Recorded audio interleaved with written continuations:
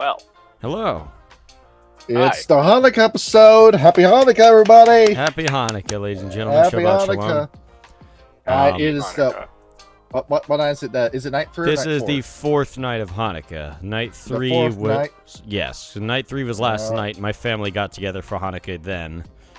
And you got to sing all the songs and do the dances, and you got to sing in the language that nobody really understands. I got some sing it presents. I got a very nice cookbook. I got a lovely bottle of South African Chenin Blanc, some nice new speakers, and some flannel. I too got a cookbook Oh, cool. recently. That's neat. Yes. But we decided to you're going- celebrate this festive holiday by talking about one of the most anti-Semitic tribes or clans in all of Werewolf or all of Vampire. Jesus Christ, I can't talk right World now. of Darkness as a whole.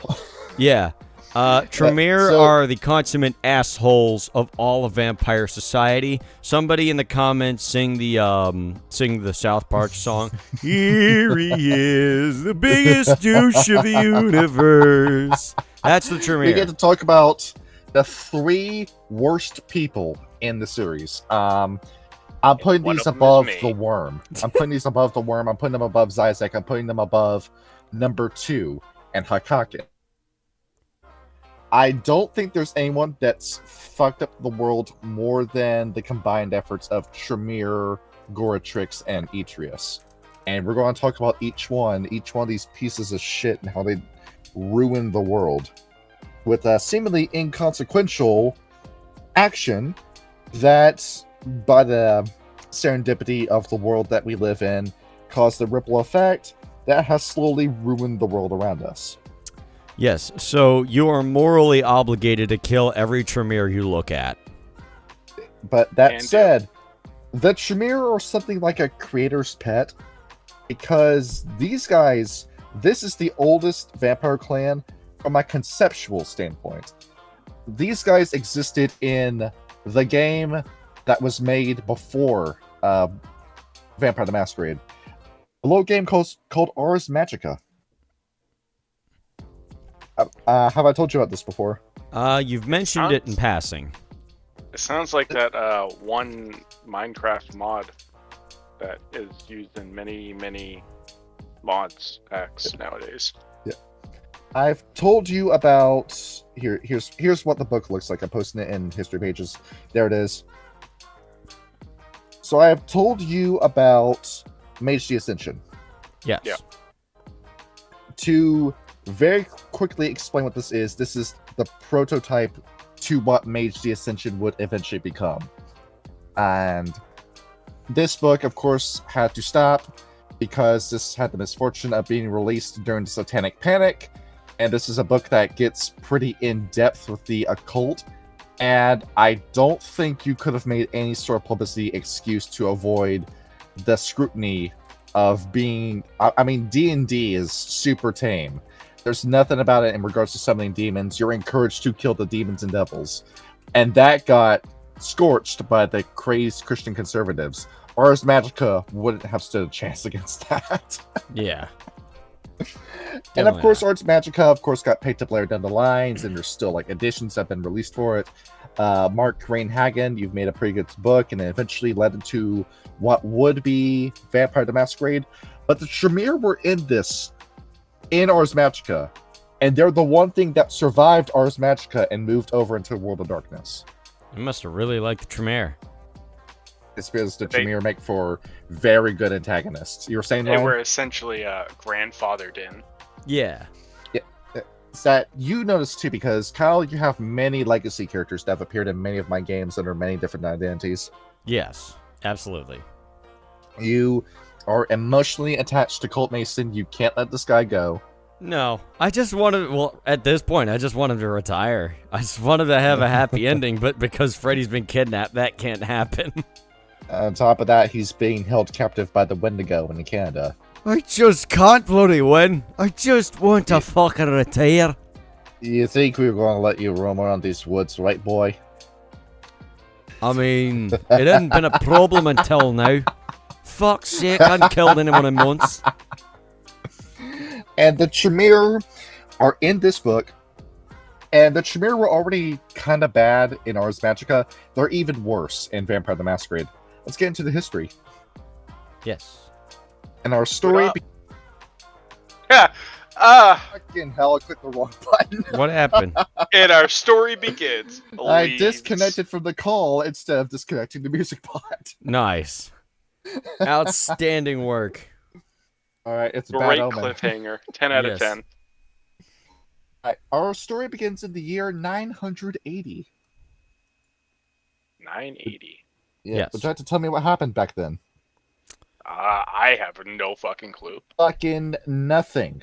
This was the Dark Ages. Nobody talked with each other during this time. That sounds about right. It sounds like a bunch of scrubs. You need to touch grass. That might be too early, but wasn't Uhtred of Bebenberg doing cool shit at the time? He was, but the story isn't about him today. Okay. And we have a group that exists that we talked a little bit about very unfavorably in our Salubri episode, the Order of Hermes that was roaming around the world at this time. That at the time, the La Sombra controlled the world in regards to Europe at the very least. And the Hermetics were right behind them in terms of power. These are alchemists, like Full Metal Alchemist. They draw magic circles and use wands to cast their magic.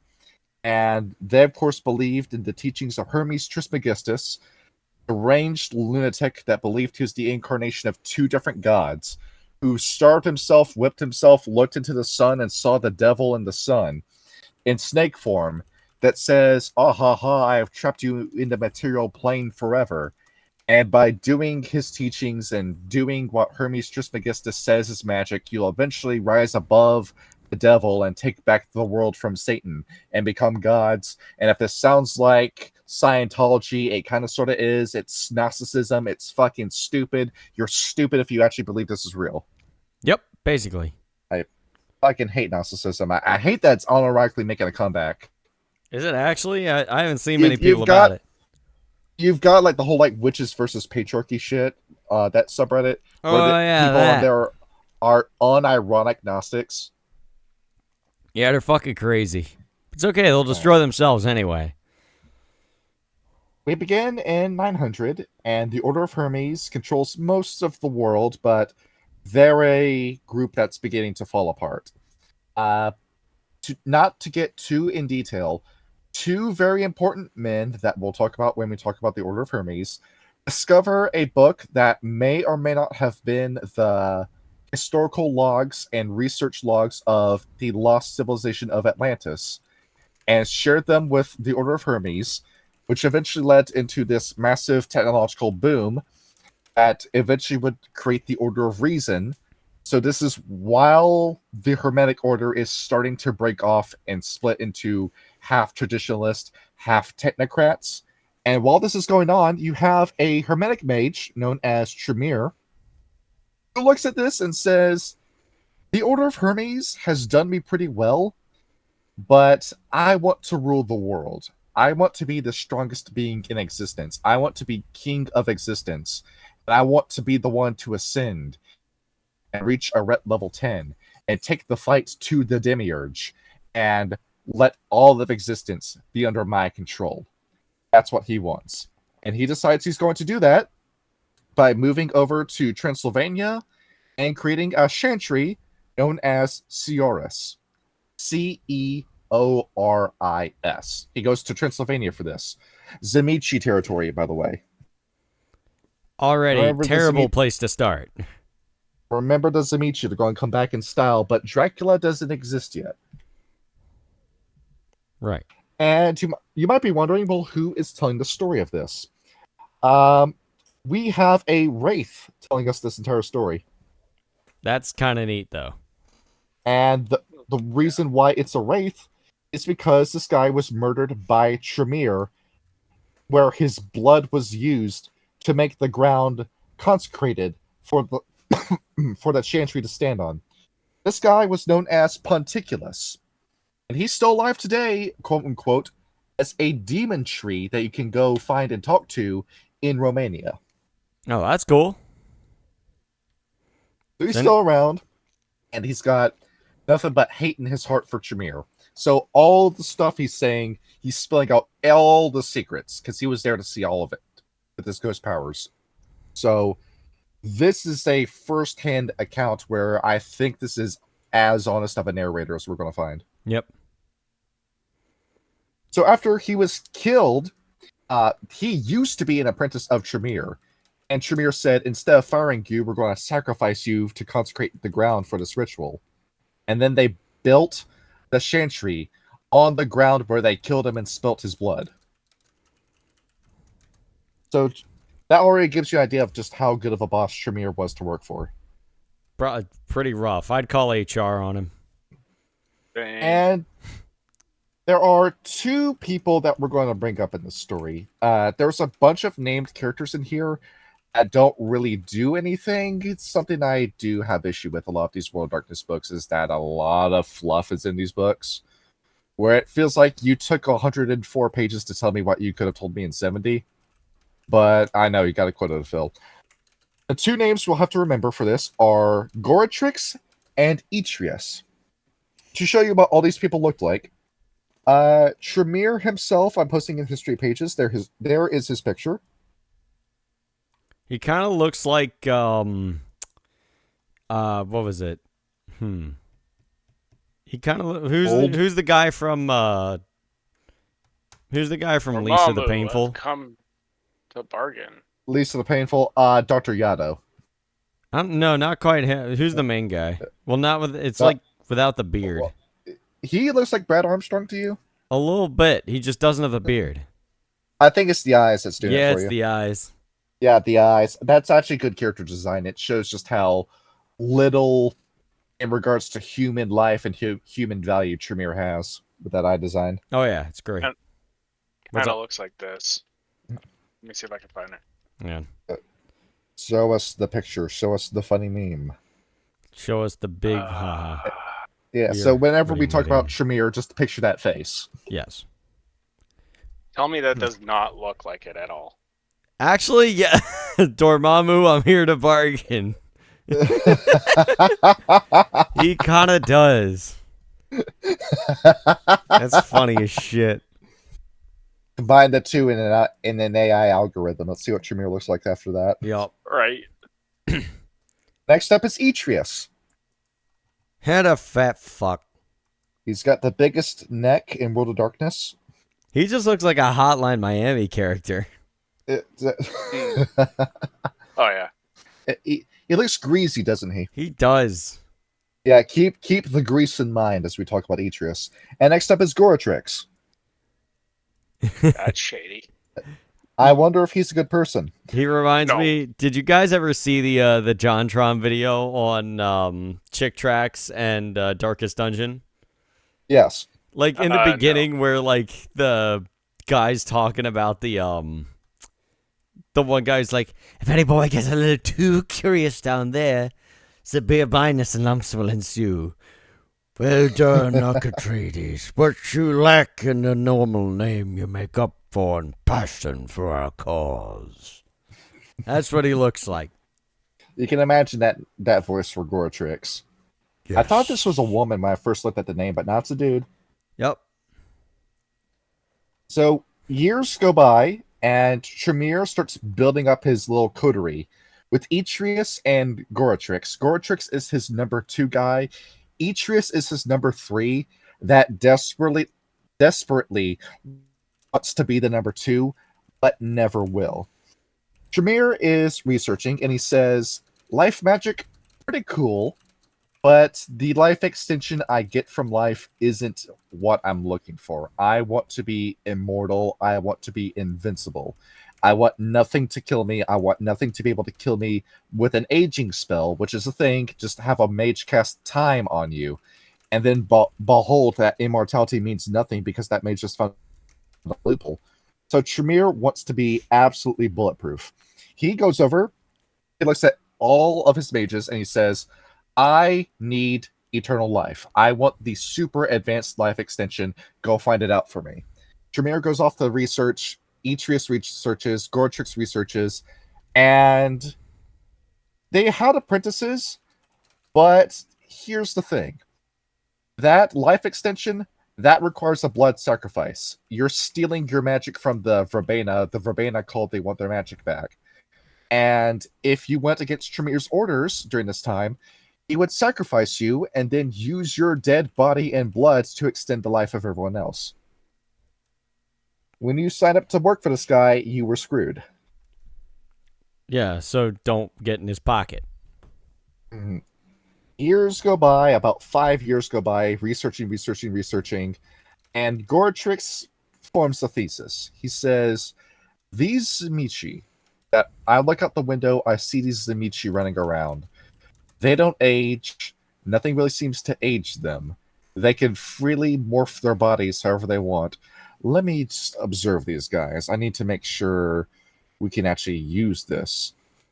He gets a Zimichi and sends a poor soul over there, has that Zimichi embrace the poor soul that had a little bit of magic, and then that magic is gone after the embrace, and Gortrix realizes, oh, well, there went the easy solution. We can't just turn ourselves into vampire. Poof, poof, both of you are dead. All right, back to the drawing board. He goes back, he starts studying again. Etrius comes up with a different idea. Demons. Yeah, that's a terrible fucking idea. In the year 1000, Etrius goes over to Tremere and says, I have been astral projecting myself into hell, and I've been talking to demons, and I think they can hook us up with the eternal life. And Tremere says, don't. We're trying to fight the devil. Don't make a pact with demons. Etrius does it anyway. In the year 1003, he decides that he's going to do a demonic sacrifice to open a gate to hell inside the Chantry. Dumb bastard. Which leads to the deaths of 2 magi, 4 apprentices, and half a dozen retainers. To nobody's surprise. Great. And Etrius closes the hell portal, and Tremere walks over to Etrius and says, what the fuck did you just do? And Etrius immediately gets on his knees and says, I'm sorry. I'm trying to figure it out. All this demonic talk. I'm sorry. It's just demons who are possessing my brain, and they convinced me to do this. And Gortrix is looking over at Tremere and says, I think we should just kill him. I think we should just put a bullet in Etrius's head. But then Tremere says, wait a minute. You might have a point about demons possessing his brain. And what Etrius does is that he bullshits his way out of being mind-controlled and convinces Tremere that he was being mind-controlled the entire time, which spares his life. That's kind of impressive, in all honesty. That gives you the idea. Etrius is a bullshit artist. A little bit. Pathological liar, you can't believe a word he says. And I know a couple of those. Yes. You do a podcast with him. Oh, I don't know about that. I know a couple of those within my family. Oh. I'm sorry to hear that. It's fine. That's why you're never going to tell anybody when you win the lottery. Just gonna be like, hey, yo, Ryan, why have you been driving a Ferrari around in Europe all month? Oh, no reason. 2 Trotters and Yonkers. Had a little bit of extra cash on me after this month. The rent's paid. Exactly. The year 1005. Brad, you ready for this? Do it up. Gortrix decides that he is going to take a Zimichi Elder this time.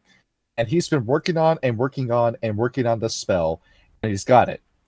He hogties the Zimichi Elder, which is impressive on its own, but this at the same time, this is a mage. Mages are kind of overpowered in World of Darkness. He drags him back to Sioris, into the Chantry, and then through a ritualistic sacrifice, he takes his super potent vitae, mixes it into a witch brew, and then feeds it to the entire Chantry, and it kind of works. As they're looking around, they're ghouled, but magically. Gortrix put a little something extra in that concoction. And then Tremere's thinking, wow, I am high as a kite right now off of vampire blood. this is great. I feel great. I can feel my heart pumping through my veins. It sounds healthy. It feels good. Goratrix, you're my new head of research. We're going to go with your idea on using vampires in order to become everlasting. And behold, more favor for Goratrix. Sounds like he started a cult. A little bit. Sounds like it. Yeah. Goratrix is the smart one here. You really gotta look out for him. And time goes on, and around the year 1011, the Order of Hermes finds out what Tremere's doing and breaks contact with them. They know better than to do a full-on magic war because the Order of Hermes already has their own problems going on around this time. So they look at Tremere and say, we have figured out that you're trying to undercut us. We are cutting you from all of our resources. You have nothing to do with the Order of Hermes now. Be thankful that we're not going to try to kill you for what you've tried to do. And Tremere looks around and says, well, shit. Goratrix has that plan going along.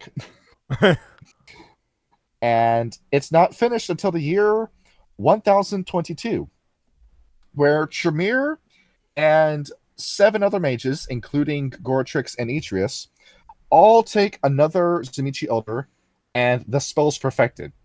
He is sacrificed, the blood is drank, and very similar to the Nagaraja, a group of pseudo-vampires that weren't embraced by a Canaanite vampire, but became vampires and were able to sire other vampires, it goes off.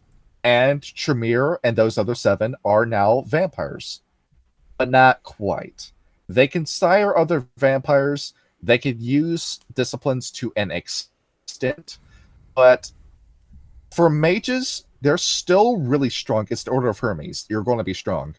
But in terms of vampire power alone, it's pretty weak. Yeah, you have eternal life. Yeah, you don't age anymore.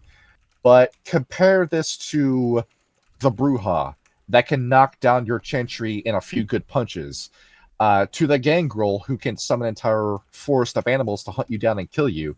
To the Nosferatu, that can sneak right up on you without you even hearing the footsteps or feeling the body heat before they shove their fist through your chest.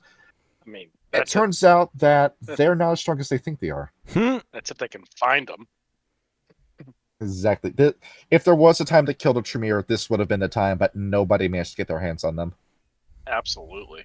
And the other vampire clans look at this, and yeah, it's kind of freaky, but it's more like watching like a chimpanzee learning how to saw. They don't see it as anything to worry about. But the Zemichi, on the other hand, the Zemichi are pissed. I mean, you've kidnapped just killed two elders. Yeah. 2 of our elders. And on top of that, other test specimens have been members of the Nosferatu and the Gangrel that they've been pulling off and also been experimenting with. So, everything's good. We're vampires now. Look at us, the Tremere. We're now the Tremere Vampire Clan. Aha, I'm so far up my own ass, I've created the clan and named it after myself. Ha ha ha, look at me, I'm Tremere, I'm a genius. Guess what a genius he was when one day he looks outside of his Chantry window and sees an entire army of Zemichi who have hired Nosferatu and Gangrel to storm the Chantry. It's like that scene from Foster's Home for Imaginary Friends. I'm a genius! Oh no! You look outside. You know the Zemichi can make some fucked up minions. Vicissitude. Yes. So you've got these giant flesh ogres off in the woods and like other animals that they've mutated. And the Tremere look at this and they realize we are going to get bodies. If we step outside this Chantry, we're dead. And very quickly, Tremere, Atreus, and Goratrix run over, cast a spell to ward the Chantry. So none of the vampires can step into the Chantry, but the minute one of those mages tries to step out, the Zemichi will kill them. So the only way the Tremere can leave their homes anymore is by teleporting. It becomes very important to learn how to use correspondence around this time. Yes. And it's around this time where Tremere begins to sweat. He wants to rule the world, but he's realizing he's not ruling it fast enough. And he's cut off from his hermetic contacts. He's got 3 different vampire clans that want him to die, and he can't leave his home anymore. In an effort to try to give himself some space, he commissions the building of some soldiers, where a different wizard that we're going to talk about in a minute starts the project. I believe her name was. It begins with a. I'm sorry, this is pretty unprofessional for me. I forgot the name of this character. No, it's okay. I think all of us are like kind of fumbling over our notes today. I mean, I just had a busy weekend, but. But it turns out we're not going to get the name either because the fucking Vampire Wiki doesn't have her name listed. Well, then it's not your fault now, is it? Yeah, well, I guess we're just going to leave her a name for this video. Pull up the Burger Krieg's video on Vampire Bloodlines. The name is dropped there. But that project starts where eventually we'll get a Clan Gargoyle, but not today. And it's around this time that Goretrix, under distress of being under house arrest all the time, starts getting pretty sick of Atreus. Atreus is constantly kissing up to Tremere, saying, "Oh, that plan Goretrix had? Oh, well, I thought of it first. He got the idea from me. Oh, that's that idea, Tremere. That brilliant idea. Here's how you can improve it." And then like Atreus just keeps going on and on and on, and Goretrix just gets sick to death of him. So one day, Goretrix decides that he is going to wait outside of Atreus's door, and when he opens the door, he's going to shoot him. Okay. Which results in a month-long magic fight between Goretrix and Atreus, as Goretrix is at the end of hallways, setting traps and trying to shoot Atreus in the head from across the hall, as Atreus is running away from him and raising magic shields. And the fighting gets so annoying that Tremere has to come in and say, "Both of you cut this shit out." As it turns out, the fighting's not done. And Atreus decides that he is going to get some dirt on Goretrix for trying to kill him. Atreus casts a big damn teleportation spell where he teleports to Greece. And he looks around. He's been tracking where has Goretrix been going. Every time he leaves the Chantry, he teleports away. He goes somewhere. As it turns out, Goretrix had been conducting illegal, by House Tremere's rules, experiments on a different hermetic Chantry in Greece, where he forcibly turned them into vampires and then brutally experimented on them to see what all he could do as a vampire. Pretty much Unit 731 and Joseph Mengele stuff is what Goretrix was doing. Jesus Christ. So Atreus comes back, squeals on Goretrix. Goretrix is about to splatter Atreus on the wall right then and there. And Tremere says, "Okay, all of you shut up. I'm under a lot of stress. I can't deal with all this stupid infighting you're doing." Tremere forces them apart, goes into his room, comes back, and he says, "I've invented something. It's called the pyramid, where it's going to be you do what I say when I say it forever." He forces everyone in the Chantry to drink his blood, and we begin the Tremere hierarchy of the pyramid. What is the pyramid? Well, first of all, everyone has to be bloodbound to Tremere. Everyone needs to drink Tremere's blood. Then, every child vampire per generation, say you're a 5th generation vampire, you need to also drink the blood of every other elder vampire above you. But say there's a 6th generation, every 6th generation drinks your blood, which means that as the generation line goes down, the generations become more and more and more subservient as it goes on. And it's a mandatory blood bond that everyone in the Tremere clan needs to do. Damn. They run a tight ship over there. Eventually, they figure out how to save time by just mixing everybody's blood into one big cauldron and forcing it down your throat. And think that through, did they? And yeah, you're pretty much blood bound to everyone. So you've just got mind control out the ass, where first of all, you're high off of the vampire vitae, and you're just sitting around the Chantry drugged out of your mind in an incredibly suggestible state to everything that Tremere, Goretrix, and Atreus tell you to do. Yeah, So once again, sounds rough. working conditions get worse for everyone else.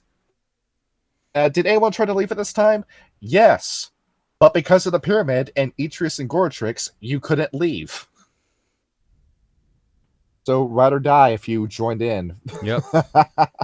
The chance to get off the ride was long ago.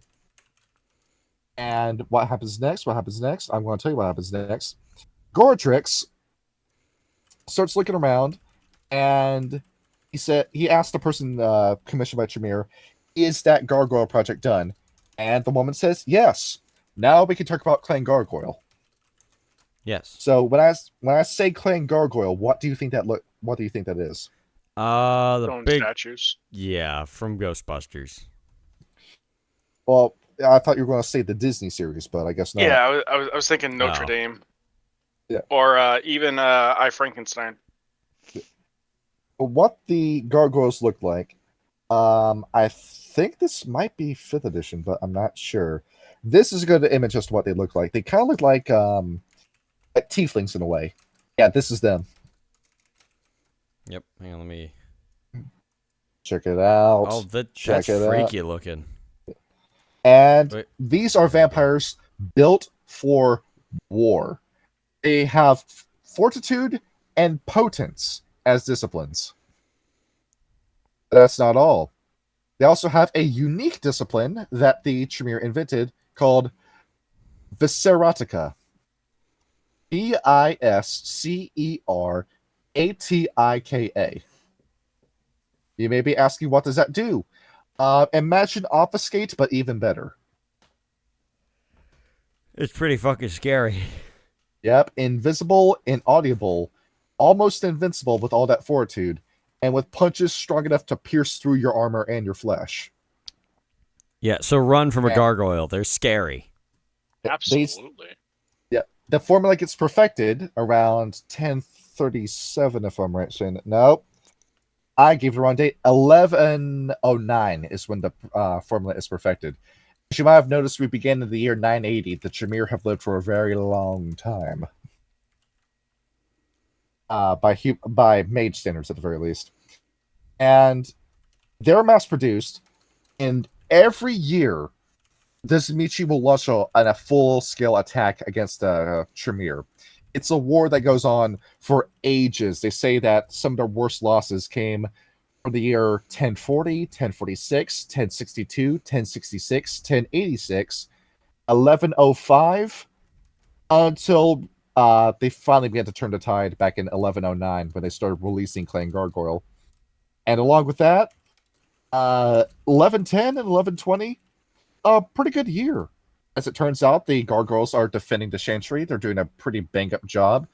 These are guys that have very stony flesh. They're built with wings. They're built with horns. Mm-hmm. Pretty strong guys. Okay, we can finally go back to researching how to live forever. Remember, we were trying to do that, but we got distracted by all the Zamichi.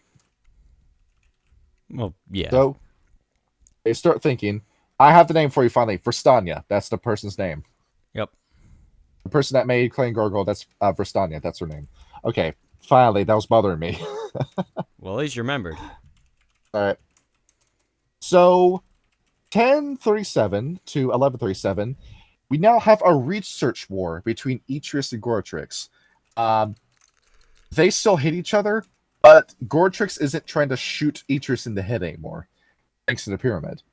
So they both begin searching and searching and searching, and Etrius begins to realize that researching eternal life is hard, so he just gives up on it and begins researching thaumaturgy instead. As he begins to realize, casting hermetic magic is starting to be a little difficult. They're beginning to forget how as they're leaning more and more into vampirism.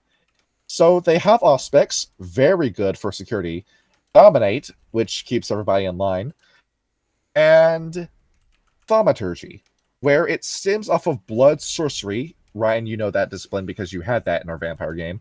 And they begin to branch off of it into many different ways. Ryan, how many different varieties of Thaumaturgy are there? Could you repeat that? How many different ways can you do Thaumaturgy? Many. Many Yes. different ways. If we were to get into a discussion with thaumaturgy, that would take up the entire video. Yeah. To tell you how many paths there are for everybody who doesn't believe us, we have alchemy, biothaumaturgy, elemental mastery, fall path, focused mind, gift of Morpheus, green path, geomancy path, hands of destruction, hearth, lure of flames, power of the mirror, mastery of the mortal shell, movement of the mind, Neptune's might, oneromancy, path of blood, path of the blood curse, path of conjuring, path of corruption, path of curses, path of father's vengeance, path of the Levin bolt, path of Mars, path of Mercury, path of shadow crafting, path of technomancy, path of transmutation, path of warding, proto magica, pray of the soul sphere, regio magica, gomentum, soul of the serpent, spirit manipulation, spirit thaumaturgy, transistus velocitor, video palace, vine of Dionysus, and weather control. Jesus Christ. 40 different iterations for your Tremere. Is there anything these motherfuckers can't do? Well, you can only take the one path, and it's randomized for every Tremere. Oh. So as it turns out, the Tremere aren't casting the same spell that Atreus is casting. So he begins researching what all can you do, and what's the recognizable pattern, and is there a pattern, and how does thaumaturgy work with all these different paths they have. You can also have this be something you select.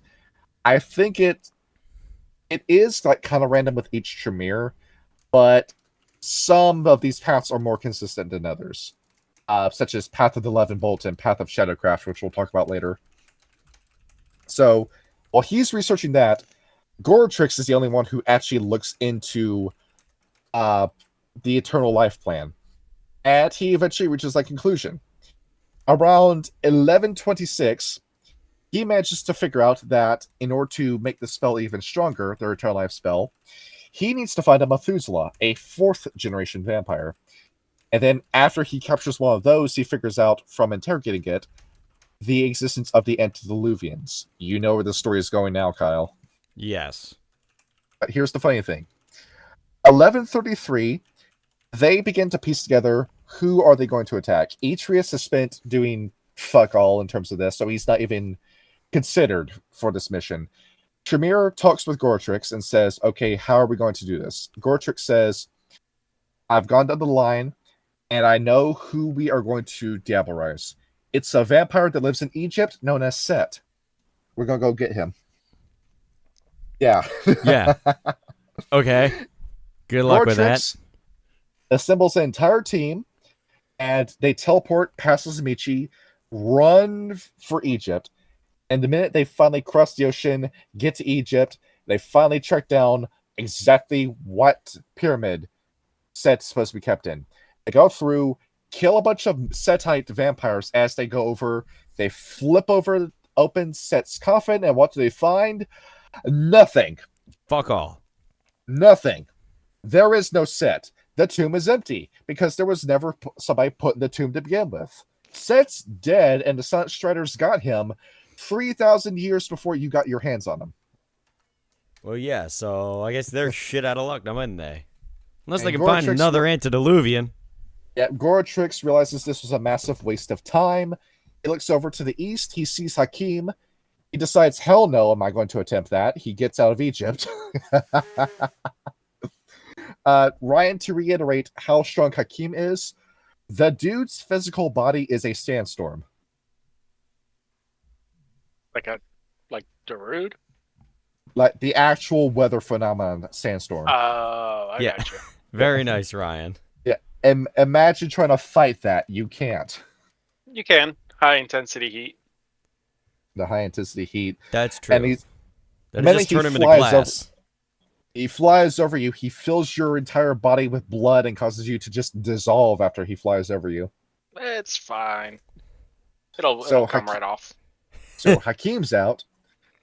Who's next on the line? Cappadocius. He's in Greece. But Reed rather not. It turns out he's got necromancy, and that might actually screw us over if we encounter him.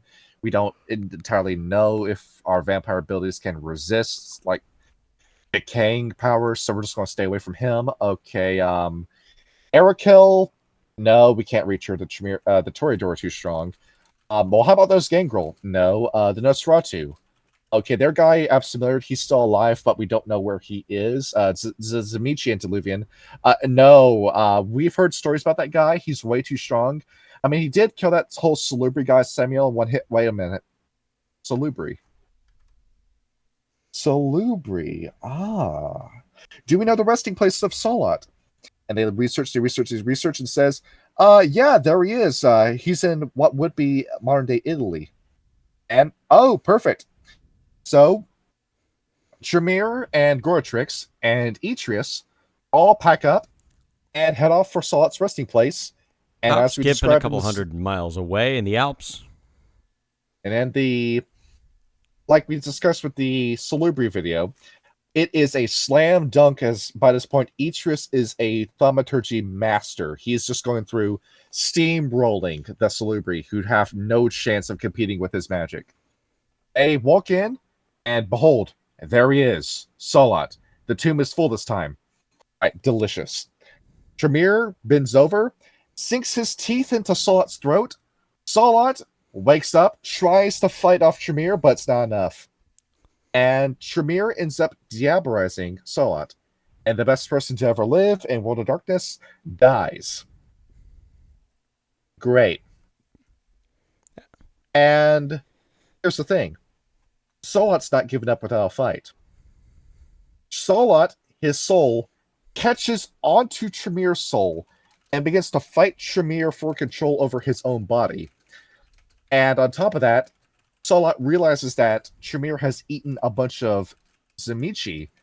So, as we discussed with the Salubri video, the Salubri and Zamichi get along. So Salat convinces the other Zamichi inside Tremere to rebel against Tremere, and they begin to wrestle the soul of Tremere down and out of his body.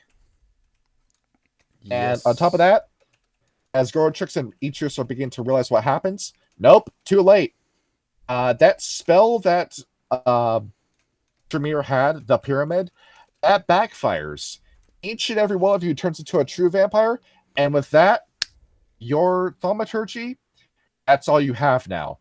Every sphere of magic you had, that's gone. The chance of ascending is gone. Every single thing you worked for, ever since the year 980, all of it is down the toilet. Yep.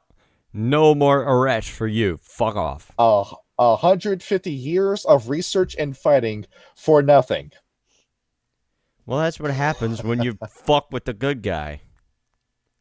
So, Etrius gives up after this. He's got no answer for it, but Goratrix says, no, you're going to figure this out. He fully embraces the vampire. I mean, the vampirism was his idea. Of course he embraces it. And he goes around and he looks, okay, who can we make an ally? We have no friends. I gotta pick somebody. You, as he points over to Clan Ventru. And Goratrix starts going over and he talks with the Ventru. And the Ventru say, hey, weren't you the guy who just diabolized Salat? And he says, oh, no, that was Tremere. That was my, well, I guess that makes him my antediluvian now. No, I'm entirely different. I'm Goratrix. I'm nothing like him. Can I interest you in a business proposition? And Goratrix, after many, many meetings with the Ventru, begins to sweet talk the Ventru into working with him.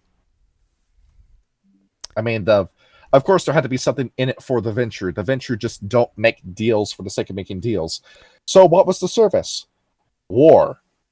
There is a certain vampire clan, the La Sombra, that is on the ropes because the Inquisition and Crusade and the Schism is beginning to reduce their power. Help us fight the La Sombra, and maybe we'll form a little alliance. So, behold, the Ventru have a new best friend, and the Tremere finally have an ally. And who talks with the Ventru all the time? You remember?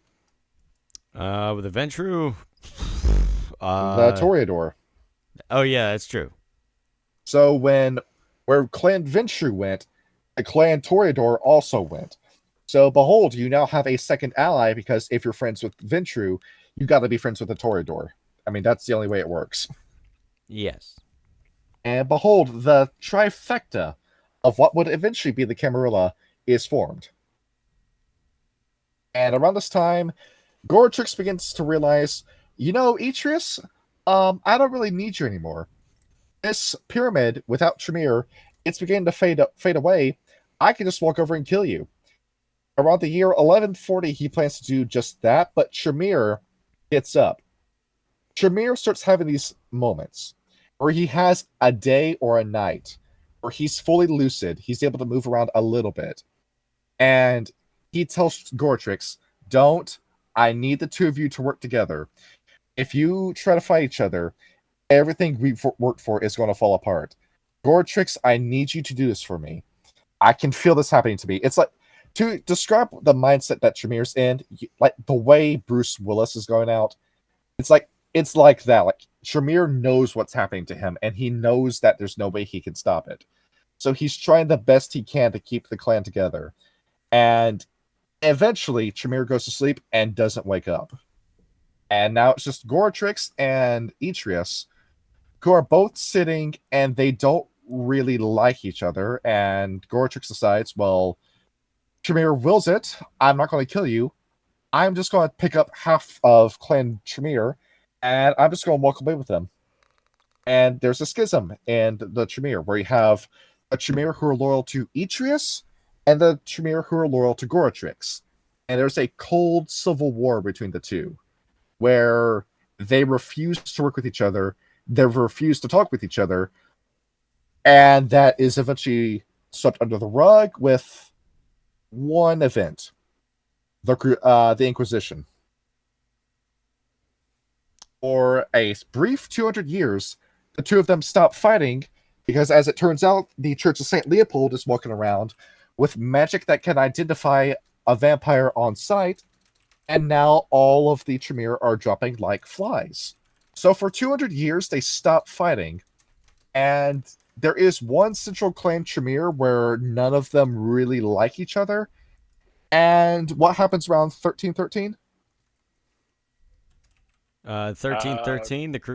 That's the Crusades, isn't it? Yeah, Yeah, I that's think when so.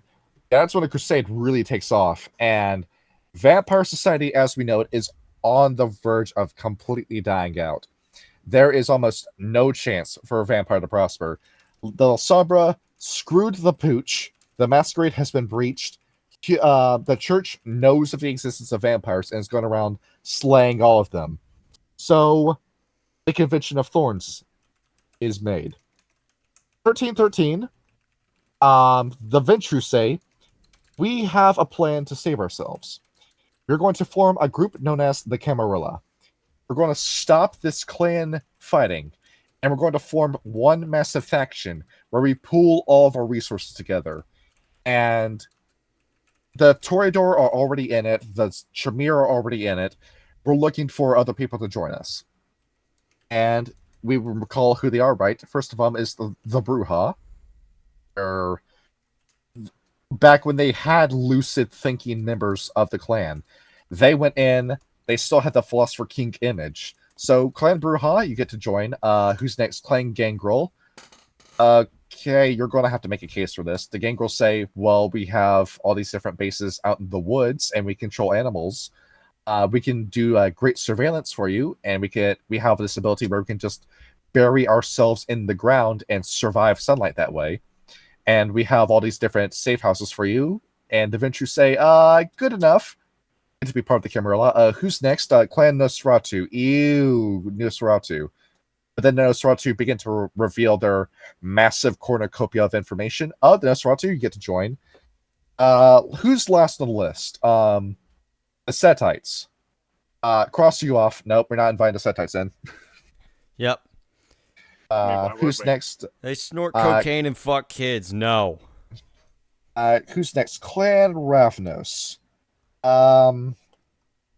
No, crossing you off too. No, not the Ravnos. The Giovanni. That didn't look good. Giovanni, do you want no, you're not the Giovanni, you're the Cappadocians. Do you want to join? No? You refuse the invitation? Alright, well fuck you then. Who's next? Oh no, we gotta invite the Malkavians. We don't want to, but as much as it pains us to do it, Malkavians are in. And the Camarilla forms. They basically just like sent a bunch of letters to people. And the way they convince them, the Toreador have all the money.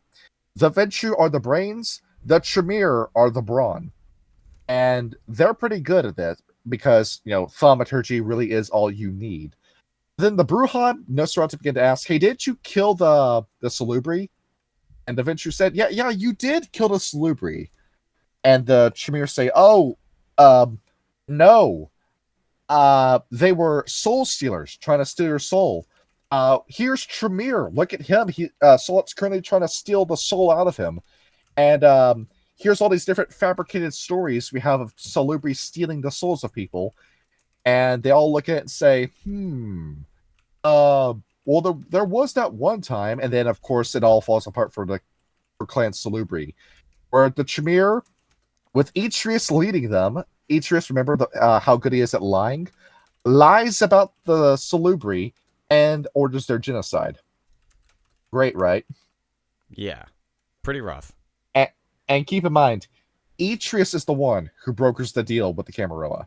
Goratrix was absent for that. And Goratrix thinks for a minute, hold on a minute. Etrius was the one at that meeting and I wasn't there? And this pisses Goratrix off. And he has a moment where he thinks to himself, hang on a minute. Why am I listening to what Tremere is telling me? He's not here anymore. I can do whatever the hell I want when I want, and I got the power to do so. And I've got the coterie that does whatever I say with this pyramid. I can do whatever the fuck I want. Fuck you, Etrius. I'm done with you. I'm going to form my own Camarilla, and we're going to call it the Sabbat.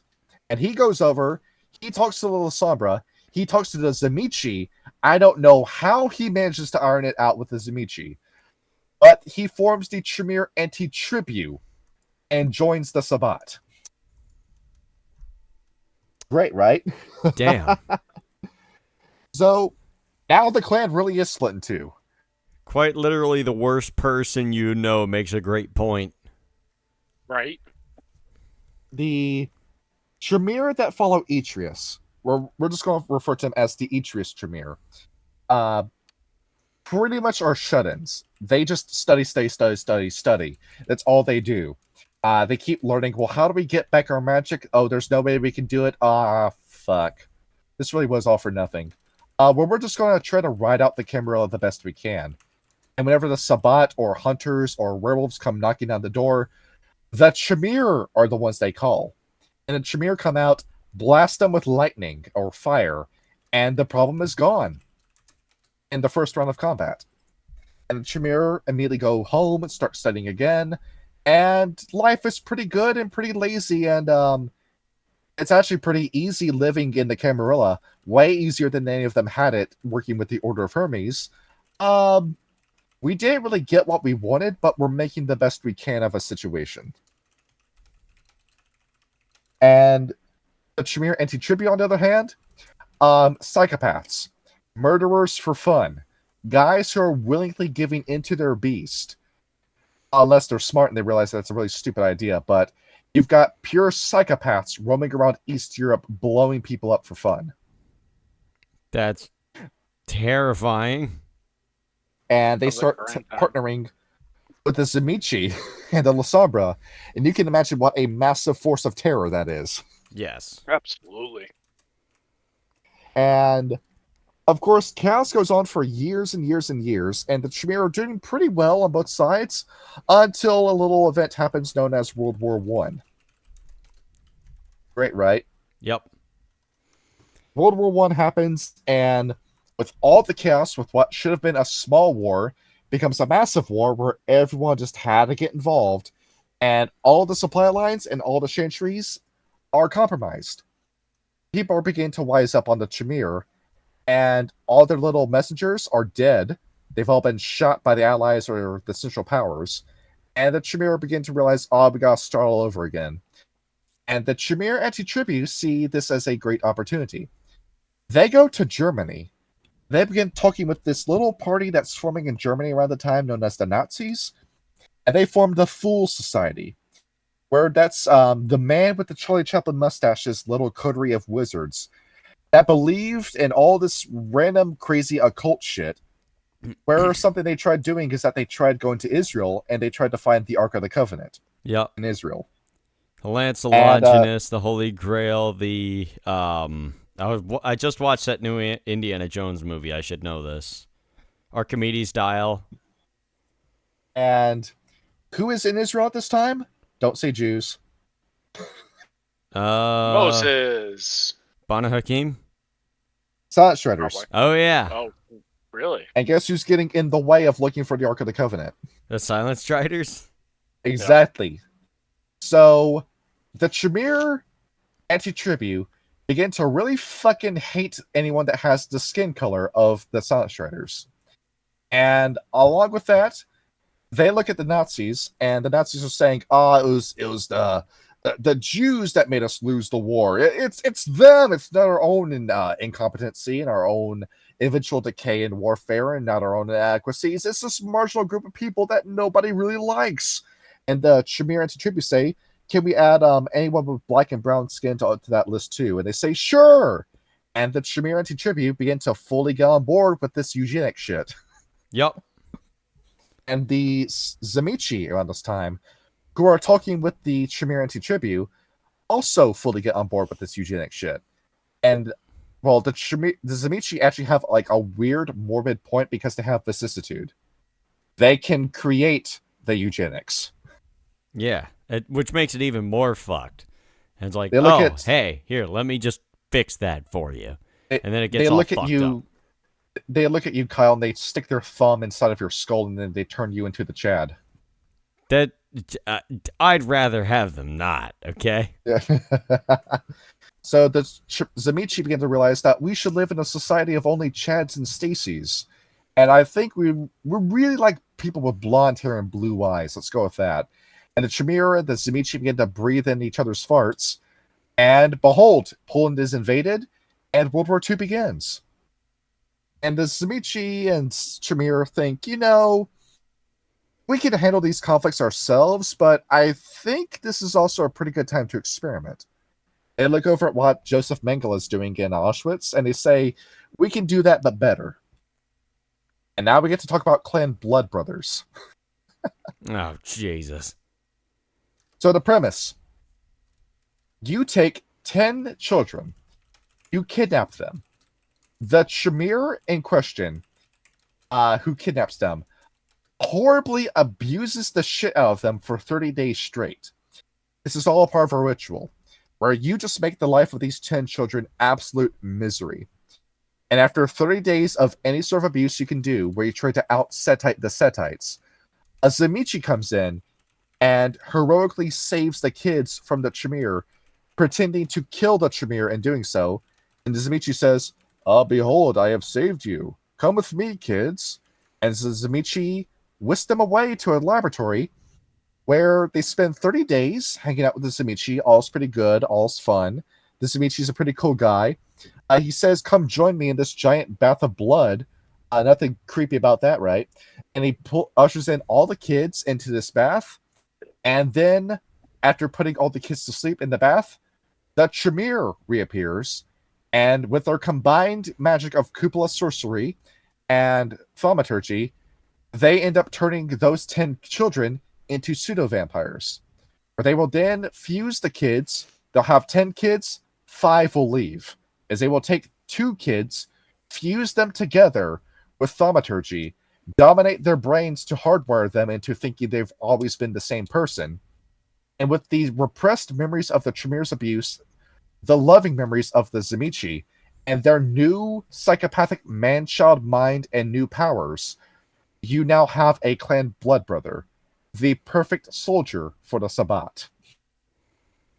Only the fucking Tremere would come up with shit like that. Right?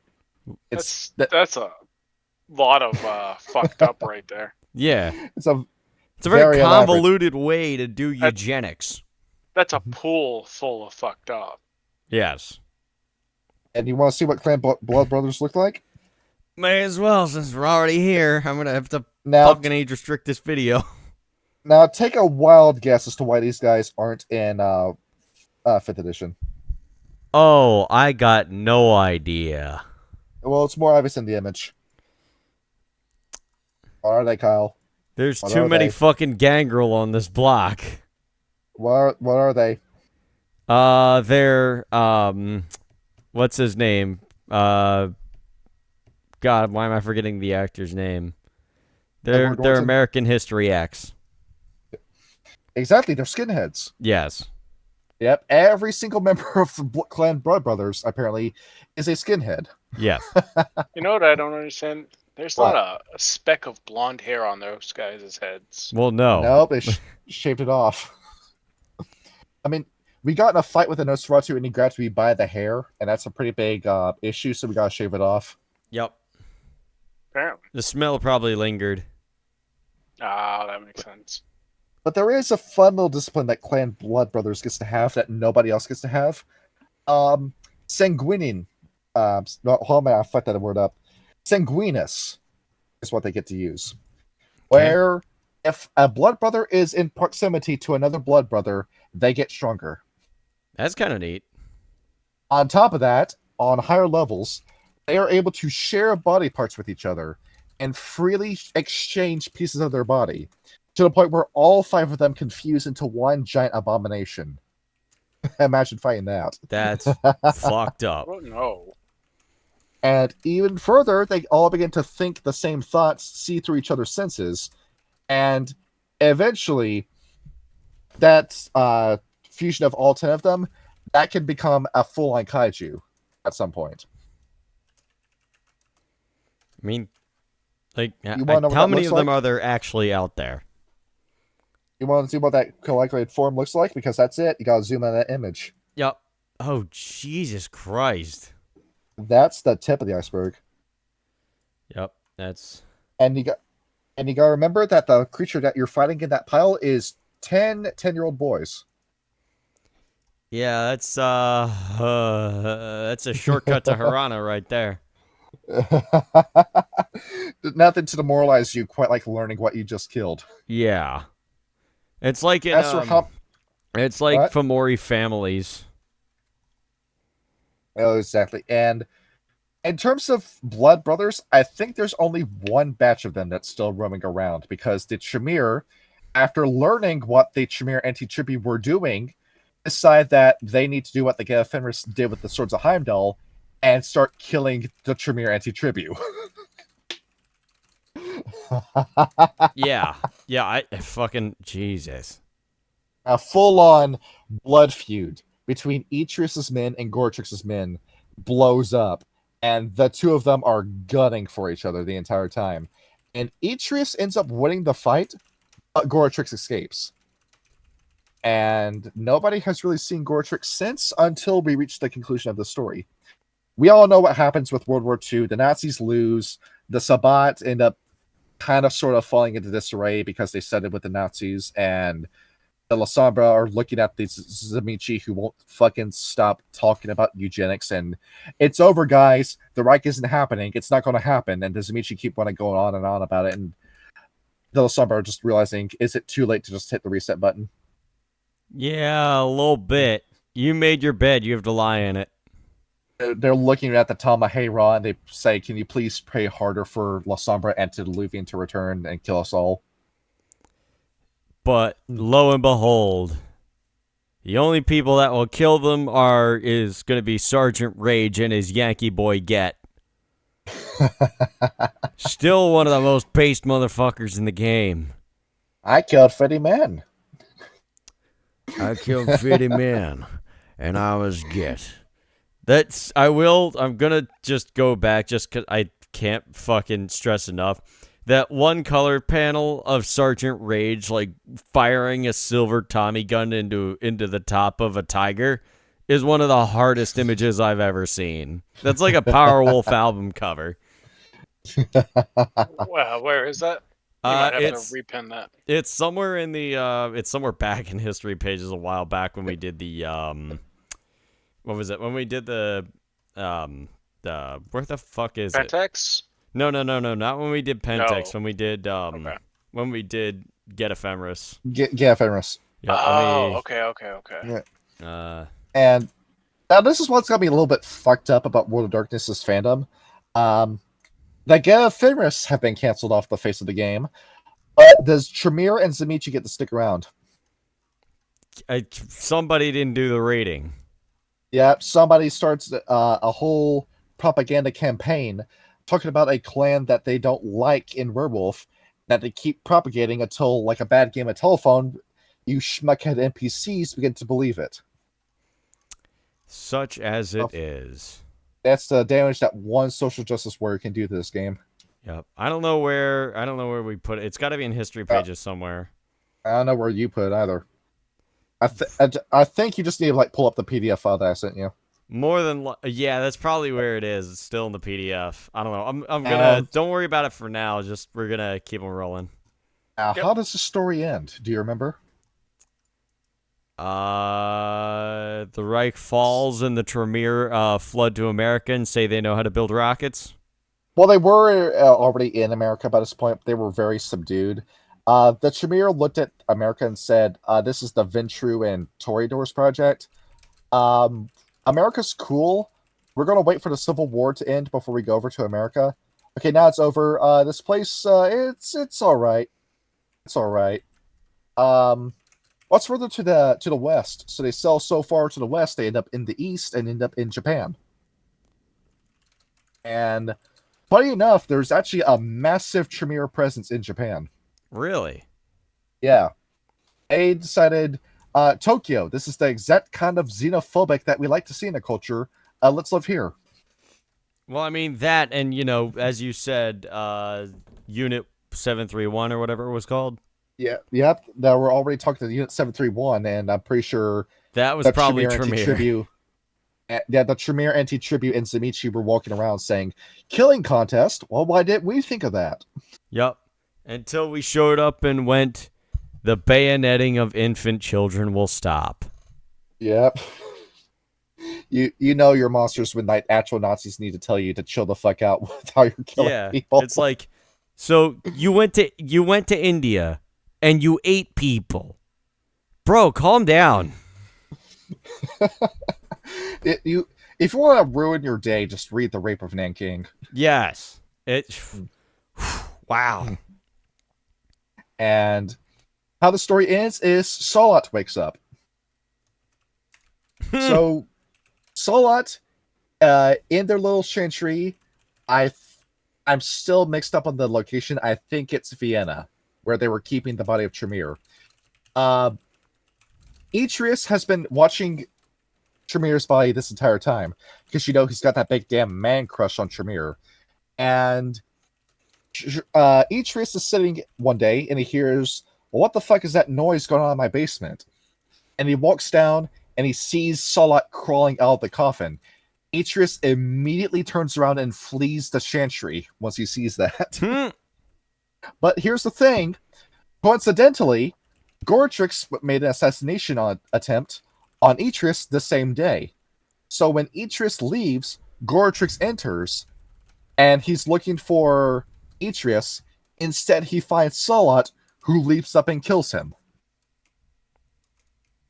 Well, you get what you fucking deserve. Talk about karmic justice. You say that you want to reach eternal life and be king of the world by using vampires as your stepping stone. And then the same vampire that you used to become a true vampire is who kills you. Yeah, basically. And as we know with Solot, he crawls his way all the way back to where Transylvania is, where he goes to Dracula's castle and he's still there. Atreus is still alive. And we're not going to talk about Empire 5th Edition because they fucked up the lore in that one with the idea of the Second Inquisition. That's a really dumb idea. I don't know how you're going to progress the story after that happens. But for your stories, Atreus is still alive and out there. Would you like his stat block? May as well, yeah. Where's it at? So, Tyler and Grim, I want you to kill Atreus. Do you think this is going to be possible? Oh, yes. Let's see what the bloke can do. Okay. Well, he's got Generation 4, see what else he's got. Strength 5, Dexterity 5, Stamina 5, Charisma 5, Manipulation 5, Appearance 5, Perception 5, Intelligence 5, Wits 5. Thaumaturgy Pouts. That is the only discipline he knows. He knows 7 random passive thaumaturgy of my decision. Jesus. We're gonna take a rain check on that. What do you mean? We can take them.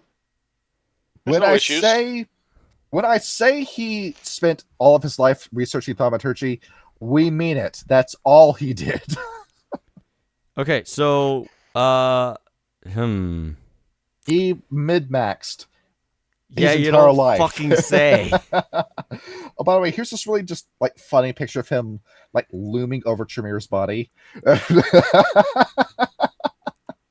It's I think he's got an obsession with Tremere. I don't know why. They're all a bunch of freaks. yep, basically. Look at this greasy Ember- bastard.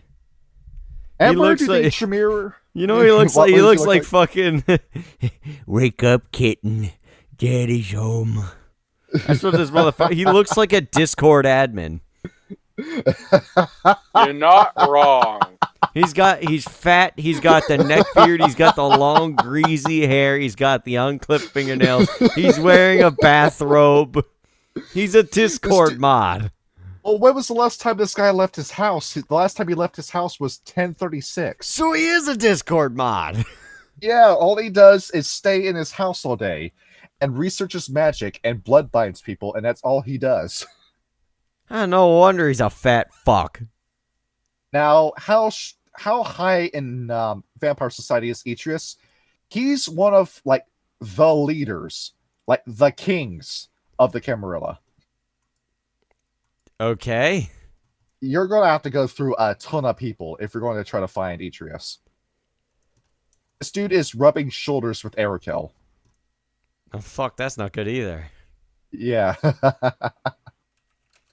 And as for what the Tremere do today, not that much really. The modern Tremere society is that you are a shut-in where you pick a haven and then you just never leave it. Okay. Yeah, that's it. As for the Tremere anti-tribute, all of them are dead. Good. That makes sense. After Goratrix died, the Zamichi began to realize, well, why the fuck are we talking to the Tremere? And they decided, just for fun, we're going to kill and eat the Tremere. They realized that they were supposed to be hitting these guys. Yep. Once all the genocide ends, well, I think that once again, that's just, like the way fascism falls. Once the war stops, you begin to turn on each other. Well, yeah, obviously, because when it comes to unity, it's always we need to be united against something.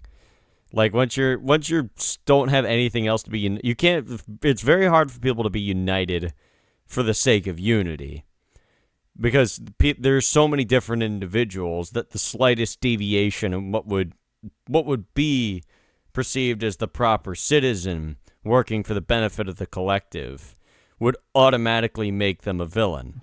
The slightest deviation in that is all it takes to create a new them versus us. Which is why, without a conflict for people to rally around, a society meant to bind everyone together into a single functioning unit will eventually cannibalize itself. Mm-hmm. Which, I was talking with my friend Mike at work, and we were talking about, what would happen if a certain man whose name rhymes with Bump did end up purging all corruption from American politics.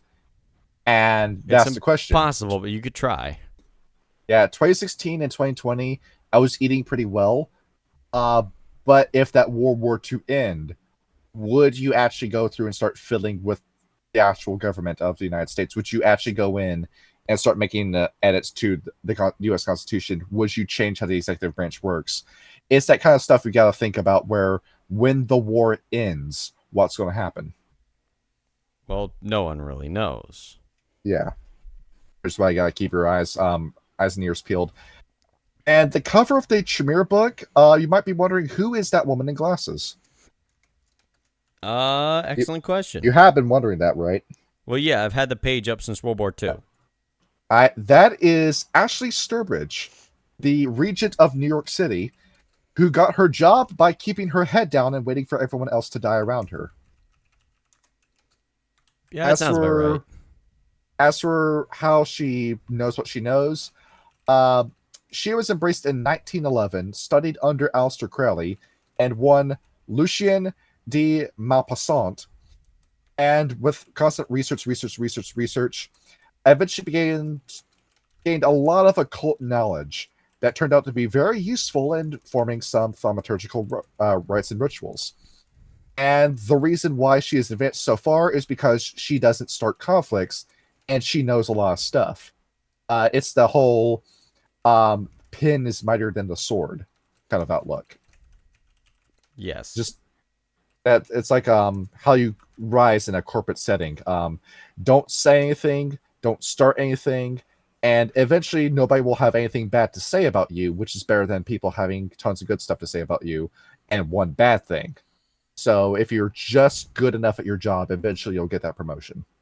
Yep, it's the law of averages, really. She is the most uninteresting character in a very powerful position.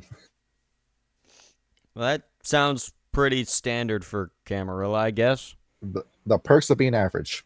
Yes. She's cool, but not as cool as Jan Pitterzoon, where I'm very excited to talk about the Ventrue, but we're going to hold off on the Ventrue for this month. Yes. And it's next month that the Ventrue's coming, right? We will have a Naga New Year and then the Ventrue. Gotcha. Talk about the snake people? Yeah. Yep. Cool. And while I'm setting up a joke, while I'm getting my notes for first edition set up, how do we think a Tremere really works? With their powers. Use blood for magic? Yeah. Essentially. I said, like, you don't have a foci anymore. You use your blood as the foci. Yeah. And you pretty much are relegated to forces and only forces. There's a little bit of stuff you can do with mind and correspondence, but nothing with spirit. A little bit to do with matter. There's another fun sphere of magic that's on the tip of my tongue, and I'm trying to say it. Nothing but time. The time sphere is completely out of your grasp. So pretty much just very, very offensive magic. Just offense-based magic. As for how do they expect you to play a Tremere? So there's this image, and there's this image in Vampire First Edition, where I think what you thought you were going to play is this, dark, reclusive Harry Potter wizard. I was going to stay at home all day and kill people with a little magical UAV. What we got instead, Kyle, I'm not shitting you at all with this picture. Oh, dear Lord. What we got instead is this. Oh, you gotta be fucking kidding me. What kind of weeb ass shit dick is this?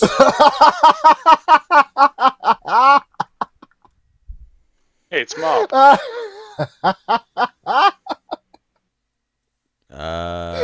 Fuck. They want you to play as a magical girl, but you play as a Tremere.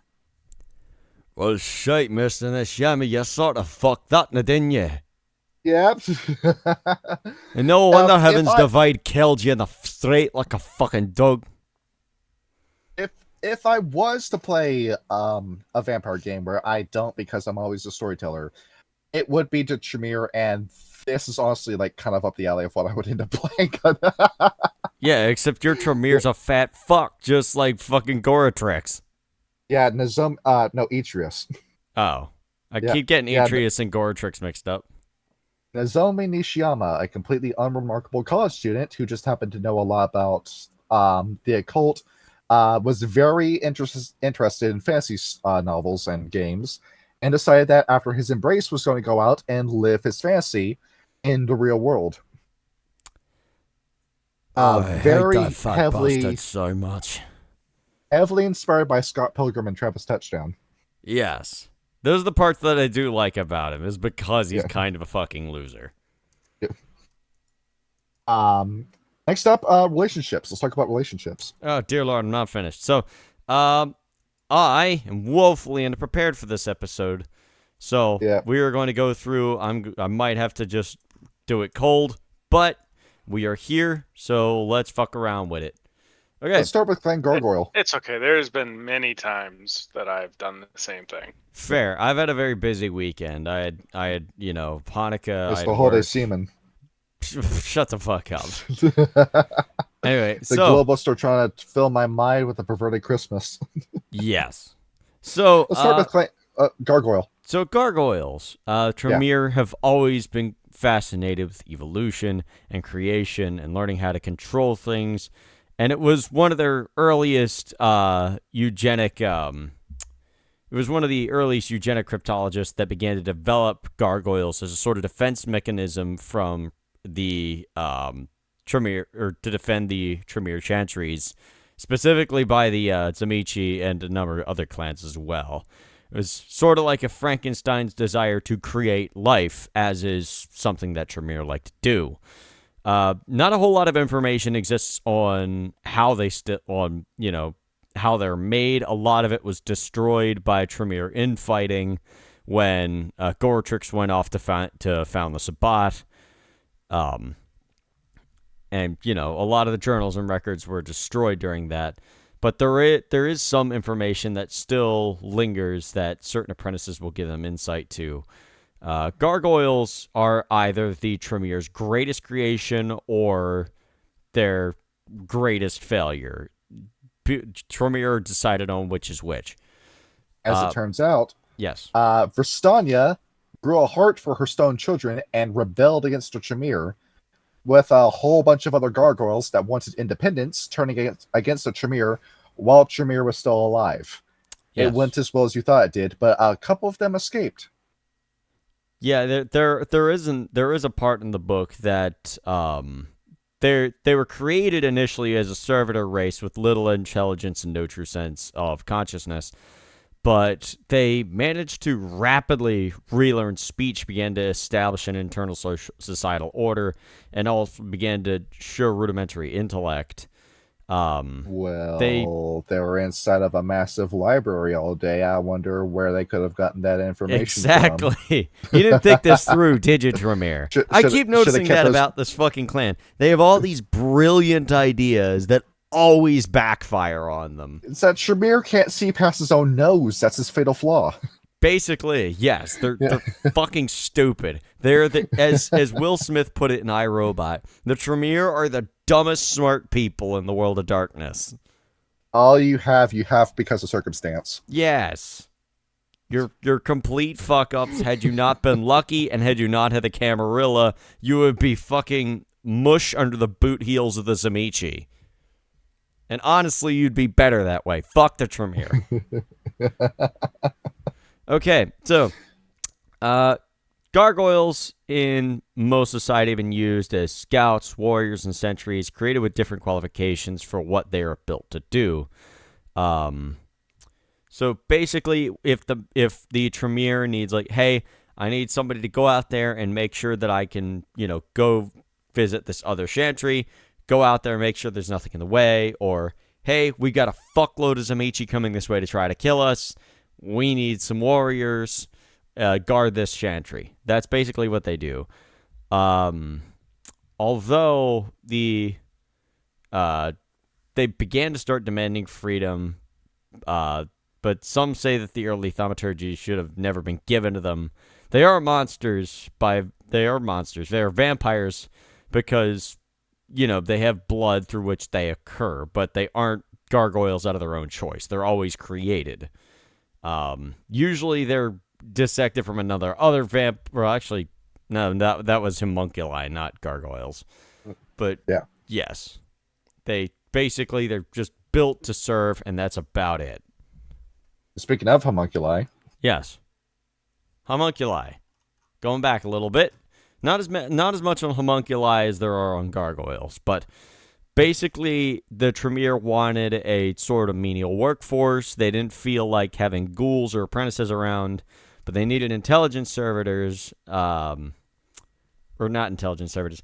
They basically needed to create these grotesque animated servants. They are created typically with the ritual Soul of the Homunculus, which edition of the book did you send me? I sent I'll you get into second that edition. later. Okay. Yeah, second Yeah, I sent edition you book, second. page 63. Yeah, They are, he's got the homunculus. yes, Brian does. because they are artificially made, they are unflinchingly loyal. They are the preferred servants for work around the Chantries, if the Tremere can create them. But they are also a huge masquerade breach because basically it is a bunch of other vampire parts stitched together. It's disgusting. And that's how you make them. That's a little image I posted in history pages. Okay, yes, let me go get that. Wait, Yes. what the hell is that? Is it supposed to be a GIF or a... Oh, I see. Never What mind. the fuck is that? You don't recognize this? I don't know if I want to. Okay, so what this was is that it's a Russian man who claims to be an alchemist who took a chicken egg and mixed up like his blood and his semen and like some other chemical and injected it into the egg and then put it in a fridge for 30 days and 30 nights and then cracked it open and it had like a little like leech inside the egg that was covered in yolk, and he pulls it out. He says, "Oh, would you look at this? I've made the homunculus. I'm an alchemist. I'm a genius. He's moving." And then the leech spits at him. And he freaks out. He picks up an Old Testament Bible. And he smashes him with That's the Bible. funny as And shit. and it explodes in blood and egg yolk on the table. And he says, "Oh no, I smashed him too hard, but I still proved that I can make life." That's absolutely disgusting. Oh, jeez. Thank you for telling me that. That I don't. Fuck me. So this is what the Tremere are doing all day.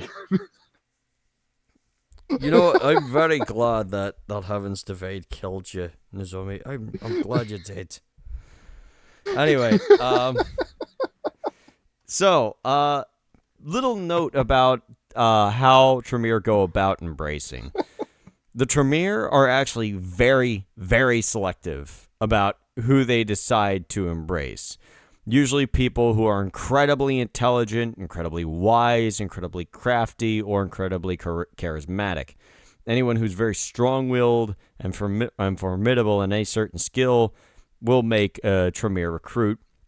Basically, they will... there are some exceptions to the rule, but typically they only try to embrace talent. Usually an embrace has to be sanctioned by an elder first before they can... or no, not an elder. A regent needs to sanction an embrace before they can create a neonate. The apprentices can basically do whatever they want within reason, but some have even gone to build their own broods or topple regents. But most regents have turned over their own apprentices for violations of the tradition of progeny. Basically, it keeps all of the perspectives and neonates on their toes, keeps the order within the Tremere going. So the Tremere have to be very mindful of their clan's priorities, but the embrace itself can be of a personal preference. However, some Tremere can embrace people that wouldn't fit the cut for a number of reasons, either just because they like somebody, or they don't like their regent, or they do Nozomi Nishiyama things. I'm not going to get into what those are.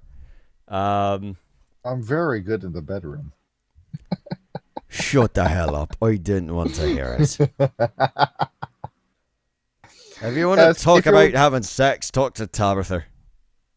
If you want a good example as to how a Tremere would be made a Tremere, Hunter the Parenting, first of all, good series, but their audio log on Kevin, that was the guy who was embraced into Tremere because he was good with finances. And that's the kind of talent we're looking for. We're looking for a practical talent. I do find that a little bit interesting about them, that it can be basically anything that you're just really fucking good at. You need to have a practical, easy-to-apply talent that you're really good at that nobody else can do, and they're going to say, do we want to make you a ghoul, an apprentice, or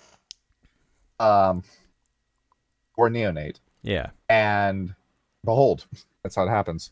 And granted, that's a very small amount of people. The Tremere in first edition have a very unfavorable view on humanity. They refer to them as sheeple.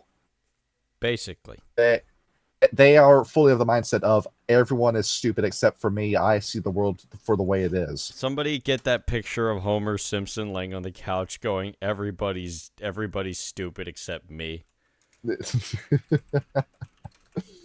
They're terrible people all same time. Yep. Hang on, let me... Yep. I'm gonna get When's that. next? Hang on.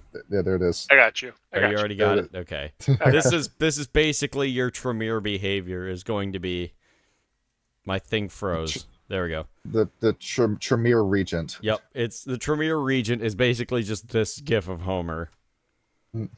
Everyone is stupid except me. Homer. Anyway, so for this, I'll talk about the Sabbat because there are two sections on the Sabbat because they hate the Sabbat that much. Once the Sabbat claimed to be an asylum for any Canaanites who didn't like the tyranny of the Elder Camarilla, or also thought the Anarch Revolt was bullshit. So the Tremere are a very certain reminder of what the Sabbat can claim. And the Camarilla believe that they can crush any of their chaos regardless. So Goratrix, the creator of the transformation potion and one of Tremere's trusted advisors, turned on the clan after Atreus finally got the upper hand with him and managed to gain the progenitor's favor. Or they believe that Goratrix was a plant in the Sabbat, filtering information back to Tremere. But what happened was that Goratrix was pissed at Atreus, left, said, I'm going to make my own Tremere with blackjack and hookers, created the Tremere Anti-Tribu, and was subsequently fucking slaughtered. Yeah. I'm gonna you gotta look at what a fucking man-child he is too. He loses one battle and then quits the clan. Yeah, basically, it's what happened. I'm gonna leave. Should I leave Rite of Betrayers to Ryan then? Yes. Okay, I'm gonna skip Rite of Betrayers. Leave that for Ryan's section there. Yes. Quick note on the modern Sabbat Tremere. Nothing really prevents physically the Tremere from joining the ranks of the Sabbat, but their own conscience, the superiors, and the threat of hunt from the entire Camarilla. Like, it because of the Rite of Betrayers, they are going to be in hot fucking water if they decide, hey, I'm going to hang with this Sabbat. The Camarilla are just going to fuck them up. Where can I find Rite of Betrayers? I didn't realize I was doing Rite of Betrayers. Oh, here, I can send you the pages in a minute. Give me 1 sec. I have them in here somewhere. Now, copy some that's images. it for the Sabbat part? What? That's it for the Sabbat entry because I'm going to say something about the Assamites. Well, yeah, go ahead and talk about the now a little something that we skipped over with the main history spiel. The Tremere have a rivalry with the Assamites because consequently, in the middle of all the tumults that was going on around the time they became true vampires, the Assamites looked over and said, hey, those Tremere look pretty delicious. Let's go over and let's diabolize them.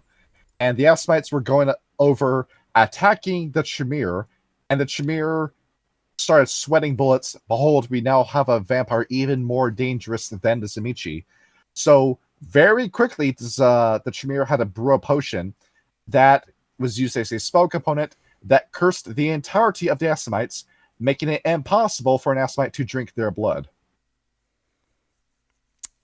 Fuck. There we go. The ward has been placed. Yeah, there it goes.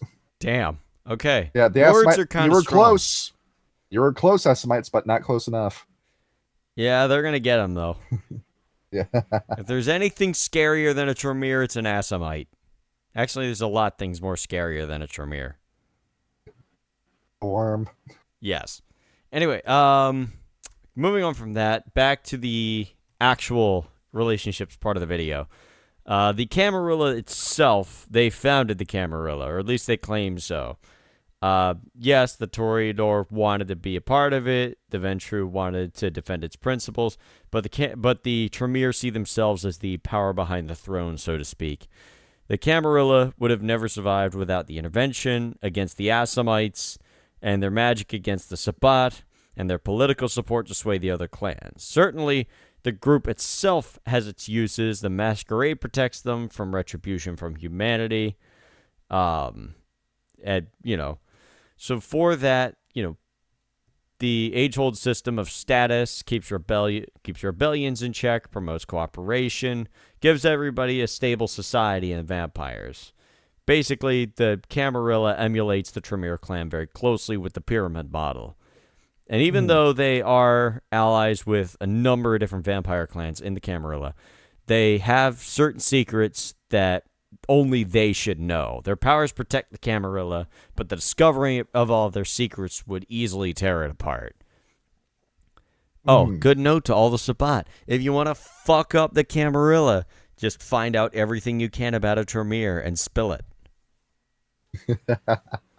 Just rest assured, they're probably collecting a lot of blackmail. They have aspects for a reason. Yes. Sabbat.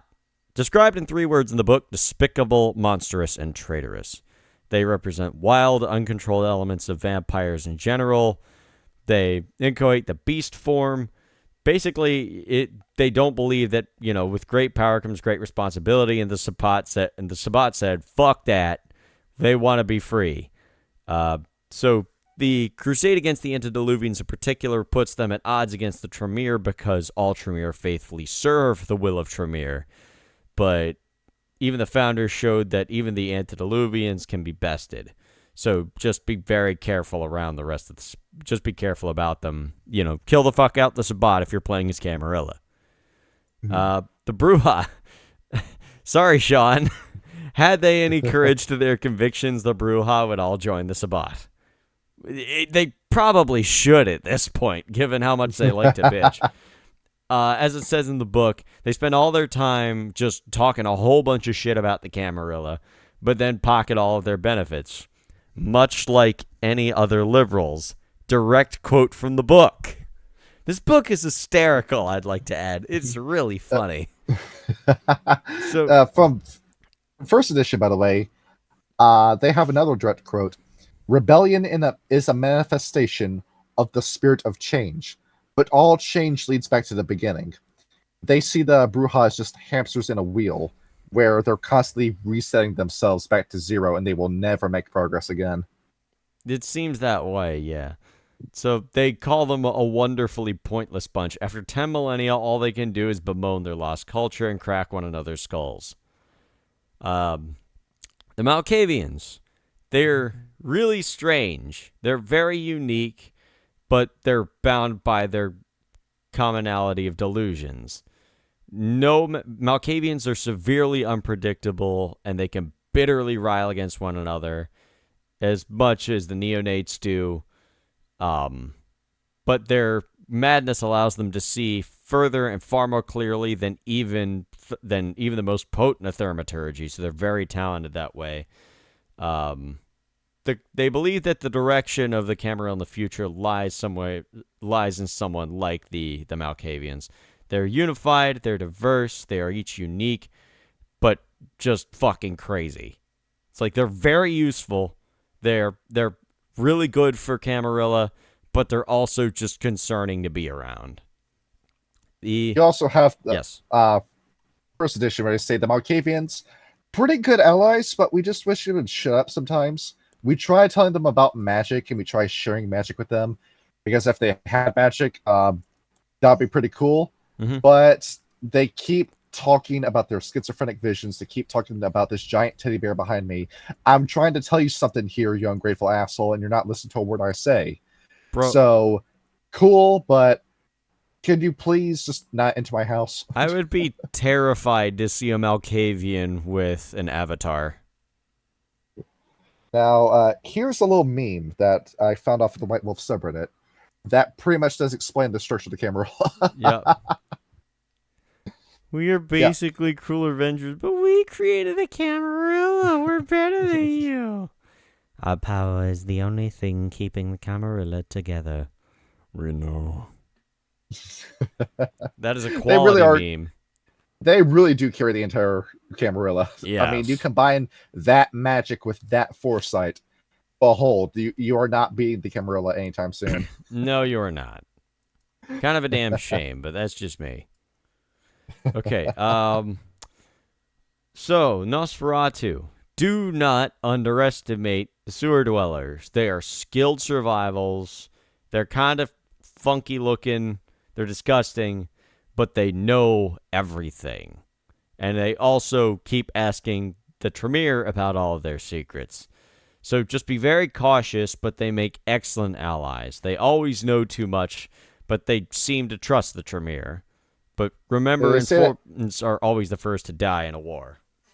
They say that in first edition too, where the Tremere pump a ton of money into the Nosferatu for more information. Those rituals, by the way, if you want to kill somebody remotely from your home, you're going to need like witch stuff, like a lock of hair or a fingernail. The Nosferatu are how you retrieve that. Yeah, that sounds about right. Yeah, just wait for them to flush it down the toilet, and then behold, there's your spell component. Yep. So, the Toreador. They would be laughable if they did not wield so much clout. They have a lot of mortal ties, and they have a lot of influence in the Camarilla, and it makes their clan very formidable, but individuals are easily placated. They're basically just kind of there. Their transitory lust makes them perfect pawns. Give them something of no consequence, and then use their networks. Basically, if you know a Camarilla, try and figure out how many people they know. There's a game that the Tremere play with the Toreador, where if two of them are in a room at the same time, the Tremere will compliment each Toreador, and then try to get them to argue over who does the Tremere like more. Is it me? Or no, it's me they like more. No, I'm the one they like more. And they'll get the Toreador to start doing that. I'll tell you what, Tabitha was a sweetheart, but I don't know how much of that I could take. You were lucky you only spent the 1 week with her instead of anything more than that. Well, that was entirely on purpose. Let's see. Anyway, Ventru. Who's next? The Ventru are sort of brothers in arms for the Tremere, but they also epitomize the Lords who will lead Camarilla into its next night. They stand as very careful advisors to the Ventru. They will happily take the burden of leadership and become a target just because they think it's their responsibility. But then the Tremere is the advisor that stands beside and tells them, hey, maybe we should do this or maybe we shouldn't do that. And then they get all the reward for giving the Ventru the right information. Basically, just stand next to him, tell him the right things, and you should be good to go. In first edition, this is a rarity for any of these books. The Tremere have nothing bad to say about the Ventru. Yeah, it is kind of surprising. Yeah, I mean, you gotta kiss up to these guys because the reason you're still alive is because you made friends with the Ventru. Yep, and bro, why they gotta talk about my boy fucking Sylvester like this? This is just cruel. Caitiffs, an utter abomination. Any sire who'd be so crass as to improperly educate a child should be treated harshly. They really don't like the caitiffs. They are a danger to the masquerade. They threaten society for, their diablerie and make for an unknown quantity in any stable equation. But they are very eager for acceptance, so... They're not wrong. Yeah. I mean, you look at Joseph Pander, dude. Yes. Thank you, Sil. I mean, look at Sylvester. He doesn't care about the breach at all. For what it's worth, I like you. The man was a Zodiac killer in his life. Yeah. And he's probably even worse now that he's lost his leash. Yep. I think we could use a little bit of leashless right now. Are almost dead. He stepped off the path of humanity. Meanwhile, cults picked up the humanity and ran with it. Yes. Fuck, there's some go to Canada. I'm hunting and dragon. Fuck that. Anyway, so say a few kind words, use them, and then wipe your hands when you're done. Fuck the caitiffs, but they're useful. Assamites. They are the most troubling adversaries of the Tremere.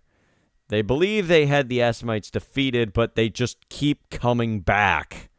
Be very, very careful. They have incredibly long memories and are very deadly. The Tremere had cursed the Assamites had cursed the Assamites a long time ago, and the Assamites are keen to make them pay for it.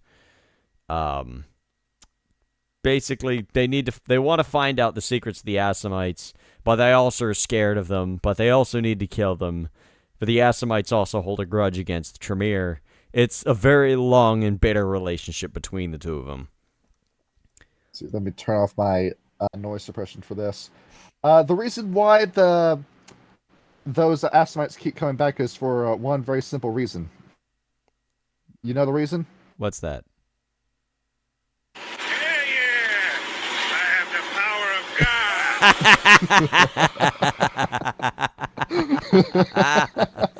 I love that video so much. Oh man, that's also just an average day for an Assamite. Yep. Yeah. Absolutely, it is. Yep. And what's up? They laugh in the face of the Zamichi. Anytime a Zamichi comes up, the Tremere just laugh it off. I mean, oh, it's a Zamichi. What are you gonna do? Kill off our anti-tribute again? But the Assamites will get them to sweat. Yep. I mean, that tribe doesn't fuck around. It's like, fucking what is it? Fuck. How am I forgetting all of our names? It's like what? It's like what? It's like what? It's like what? How the fuck did I forget like Vega? What? Vega, it's like Vega walks up to Nozomi. Nozomi starts laughing. Luis comes up behind him, pulls down his mask. Hola, amigo. And then the Gangrel. The Gangrel hate the shit out of the Tremere. Probably best if it stays that way. So the worm. They basically, they really don't like the Gangrel because they're kind of scary, and they have no appreciation for intellectual pursuits. They are completely obsolete, but they're also kind of scary, and they also don't like books. So fuck the Gangrel. Fuck you too. They say in first edition, they like that the Gangrel have been an independent, self-sustaining clan for years. That's always been their history. The Gangrel take care of themselves. Where they like that because, the Tremere's history. But they don't like the Gangrel at all. I mean, first of all, you're weirdos that live out in the woods. We don't know what you're telling people. And second of all, that whole history, they were hunting Gangrel and using their blood to make gargoyles. And the Gangrel remember that. Yeah, fuck off. I am having a there we nice, go. peaceful night out here in the woods, and you decided to fuck it up. I was having a lovely evening until your arse showed up. Okay, Ravnos. Fools, tricksters, trash, to the last. Fuck the Ravnos. Ravnos is only worth more than a caitiff because he at least has the sense to know that he's doing something wrong. Play their little games, but if he tries to fuck with you, just make an example out of him. They don't like the Ravnos. I don't like the Tremere the more I read this book. The Tremere have a stick up their ass the size of Beijing. They say in first edition, we're tigers. The Ravnos are gnats. They fly around us. They fly around our chantry. They cause a prank, some destruction, some vandalism. It's annoying, but it's never going to kill us. Honestly, I would say bigger than Chile.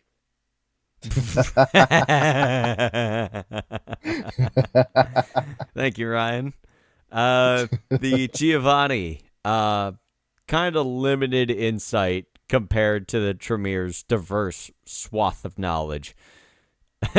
Inbred and inward looking, they have tapped into ghosts, but they only do so through debauched excess, not through any true understanding of principles. Just ignore them. They don't mean anything. I've told you about telephone before.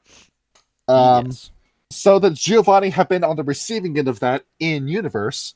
One member of the Giovanni, with his still working vampire penis, decided he wanted to impregnate his own daughter. Okay. What? And then that spread out through the entirety of the Giovanni family, and then that became the image they were slapped with.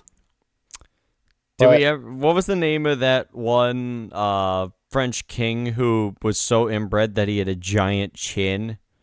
I think it might have been like Louis XIV or something. Something like that. I don't remember. But yeah, the Giovanni. Funny enough, first edition, this is back when the Giovanni had all the money.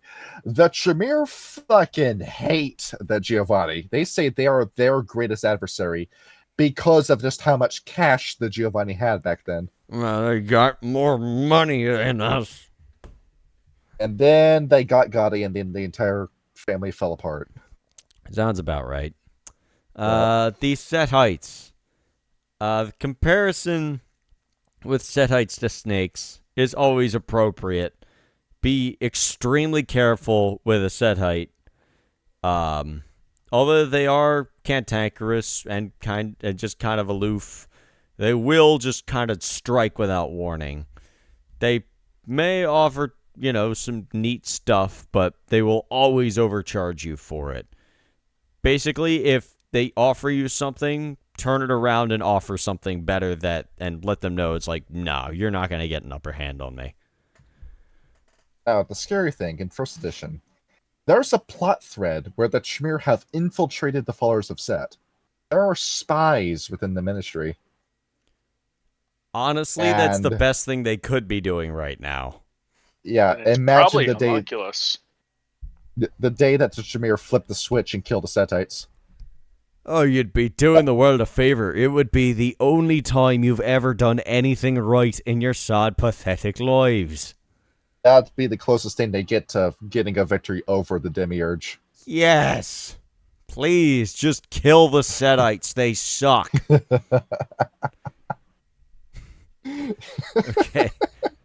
I don't know why. I'm just in a fucking burn it down mood today. I don't know what's going on. I think I'm just tired. We're missing a clan, aren't we? What? Missing a clan. Missing a clan. Are we? Hang on. Well, Sombra. Yeah, for whatever reason, La Sombra aren't in this book. Yeah, La Sombra aren't in first edition either. Why? Neither did Michi. I think it's because they rope them in with the Sabbat and say that the Sabbat's just so far beneath us that we're not even going to waste our time with the La Sombra and the Zamichi. Yeah, basically, they're just like, they're all scum. Fuck them. Yeah, they have been fighting the Zamichi for years. They know the formula on how to fight the Zamichi. And La Sombra, well, they've already lost control of the world. They're not really a concern anymore. Yeah. I don't know. I kind of liked La Sombra. Well, I mean, we met the one decent La Sombra that there was. Yeah. And now he's dead. Man. Rip in peace to my boy Geronimo Viseggio. When we get to Hunters, I'm going to interject with something, but continue. Yes. We have all the other things in the darkness. So, werewolves. They are extremely dangerous. Do not rely on your disciplines to save you. Just stay hidden, avoid them. Hell, throw one of your servants at them if you need to.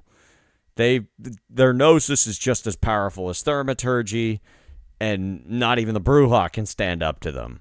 But they are extremely rare in the cities. If you need to deal with werewolves, let somebody else do it. Now, alternatively, in first edition, they advocate hunting for werewolves. They say we're the only clan that can fight these guys head to head. It's our responsibility to the Camarilla to kill them when they show up. That's kind of funny, actually. I guess that was like they were kind of overconfident, and then like they ran into them, and then by second edition, they're like, nah, fuck that. They start having situations where they strike them down with lightning, and then they survive the strike. And then, you get someone like Wrath of the Storm who can just like, that tickled, and then open wounds on them. You can freely channel lightning. He just needs it to rain first. Yep. My turn. Next Okay, up we have mages. The Tremere understand their origins as hermetics, but they don't know what happened to the rest of them. They believe that all wizards of the ancient days have not survived, and any that do are far from the Order of Hermes. They believe that mages are extinct. they kind of are on their way out. They say that they refer to the Order of Hermes in first edition as already disbanded, and they don't even waste their time talking about the other traditions. That technocracy is so firmly in the lead that a part of the reason why Tremere quit the Order of Hermes is because he started realizing that they were eventually going to go down the route of the Order of Reason, and he needed another way to take over the world. Yep, At basically. least that's an interpretation of the events. A little bit. Okay. So, wraiths. The spirits of the dead have little knack with it. Have little. I can't read that because it's italics and it's bit crunched. So basically, the Tremere are like, we make enough ghosts of our own. We don't need to piss them off. But their rage in the Umbra doesn't really do anything. They're only noteworthy as pawns to the Giovanni. They don't really care about wraiths. Fairies. They prohibit contact with fairies. They believe that they're far too chaotic. Even the elders consider fairies nothing more than stories of the Dark Age. Just don't worry about them. And now the time John has been waiting for. He's got something to say about this. Do you want me to read it first, or? Yeah. The hunters. There is a specific group of hunters known as the Arcanum. We've brought them up once or twice. The white mages and the red mages, who are very similar to the Brotherhood of Steel. They hoard magical items and supernatural items, and say that it would be better for human society if nobody knew these existed and they were far away from everyone else, so nobody could ever touch them. But the white and red mages disagree with how that should be used after they hoard it. So they're listed in the Tremere First Edition book by name and say that they actually work with the Arcanum, but they never tell the Arcanum that's them. The Arcanum will go out, hunt somebody, kill somebody, and as they're coming back with the relic, we'll just ask them, the relic was part of the job, or we're members of the Arcanum. Give us the artifact, and we'll take it back to base. Or they'll just kill the hunter and take the artifact. Yep. This is how they hoard stuff. They're pretty much playing the same game as the Ravnos. Yeah. It's just like, hippity hoppity, we're taking your property. And that's how they got their hands on the Ark of the Covenant. Yep, and they will always win everything. So, be very careful about the masquerade, or you risk the attention of the living. Some seem to have the very wrath of God on their side. Are they mages, or is this a curse from God to destroy them all? Or are they just fucking nuts? I don't know. But either way, the power of God. Either way, just kill them if they try to fuck with you. They do have the power of God. At least the Church of St. Leopold. Unless you was a fucking paper pusher for 20 years like I was, working in the IAA. I almost bloody arrested Jeremy King. And all that research went down the drain. It's down the hands of the guru. That fucking bitch. I should never have bloody trusted her. I gotta finish writing that story. Which one is that? I'll post it somewhere. We'll post it in the server once it's finished. But the fairies. Well, I talked about them. They said they aren't allowed to talk to them. Okay, that's Johnny not paying attention. I'm sorry. I forgot to say something about the fairies when that came up. Yes. All right, so it turns out in first edition, the fairies freak out the Tremere. Really? They say hunt the werewolves. They say stay away from the fairies. That's kind of fucking funny. Why do they hate the fairies so much? Because of cantrips. Oh. I told you just how powerful out the gate gimmicks is at level 1. Yes. So in a magic fight, behold, you're now having a Harry Potter duel with the fairies, who just gain more magic power from sensing strong emotions, and their power is way more potent than yours right out the gate. So, like, if a fucking, what is it? If a Tremere comes into contact with, like, Slua Unseelie, he is fucked. Oh, the she Unseelie, that's going to be a sweep in the favor of the she. 100%, yes.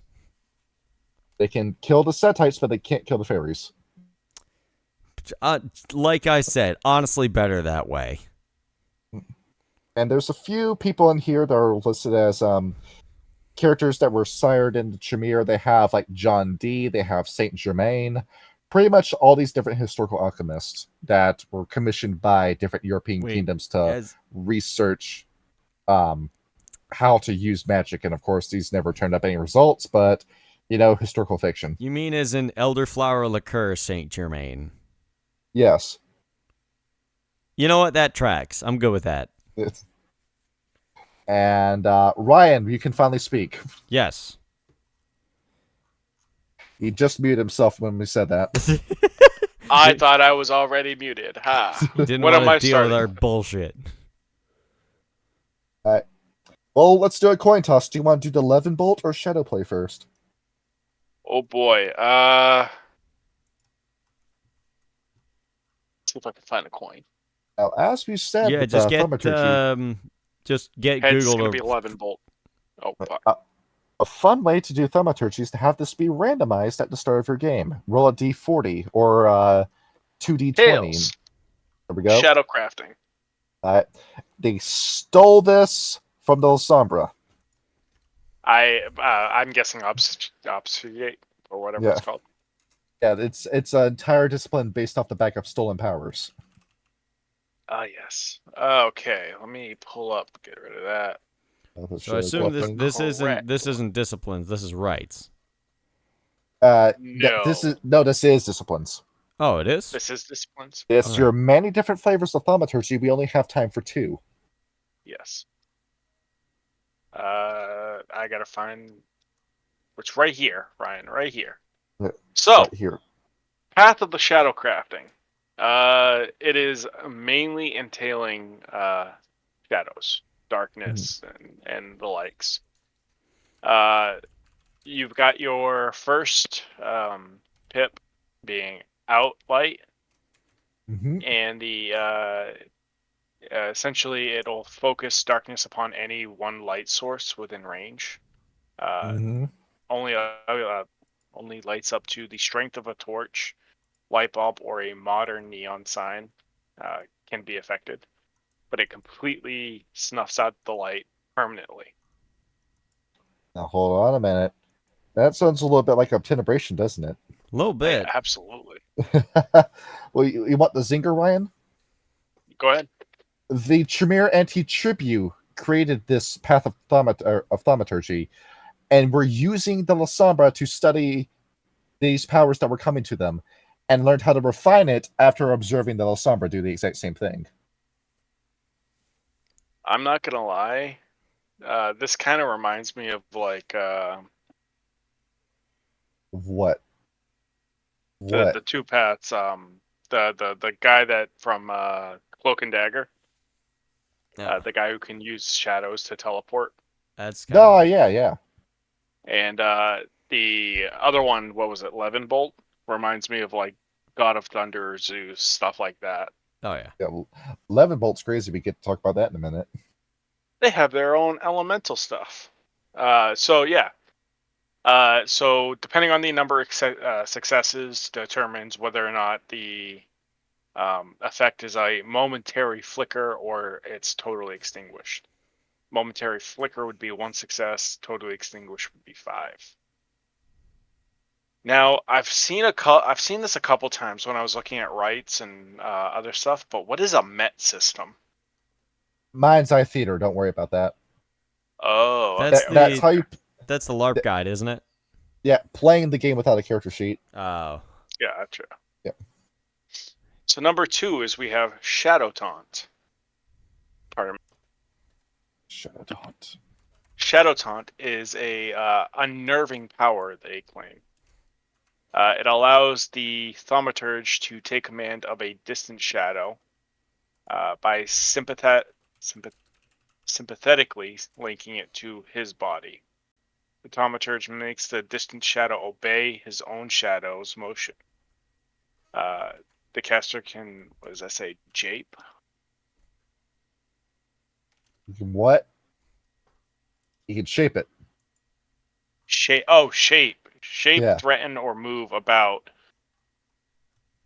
and cause the faraway shadow to behave in a similar fashion.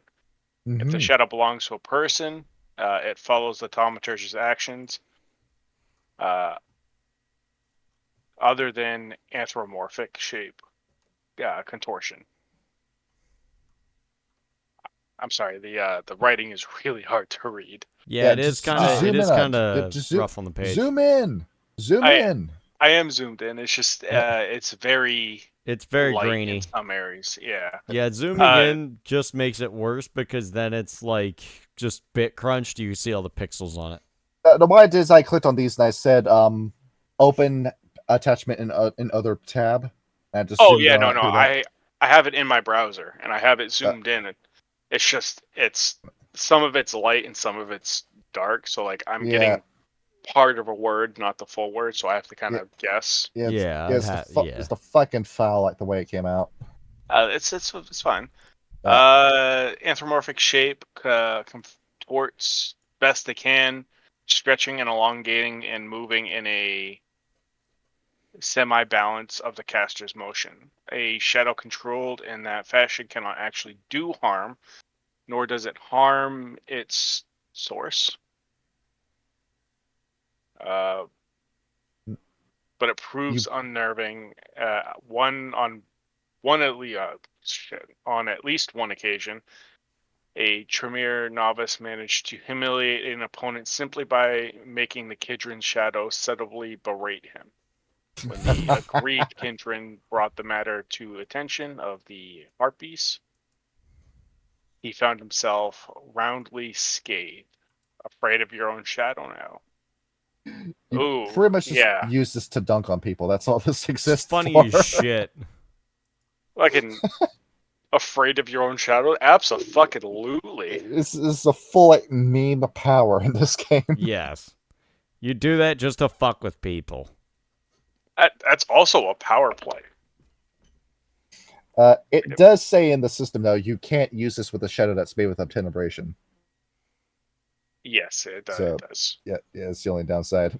So you would roll a willpower Yeah. to determine how long this will take place.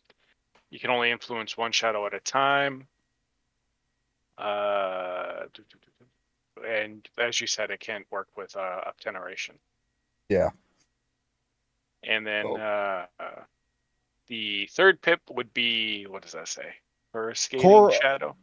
I think coruscating is the word we're looking for. Yeah. Coruscating shadow. How would shadow appear if it hovered in the air? A discoloration? A dimness in atmosphere? Holy fuck.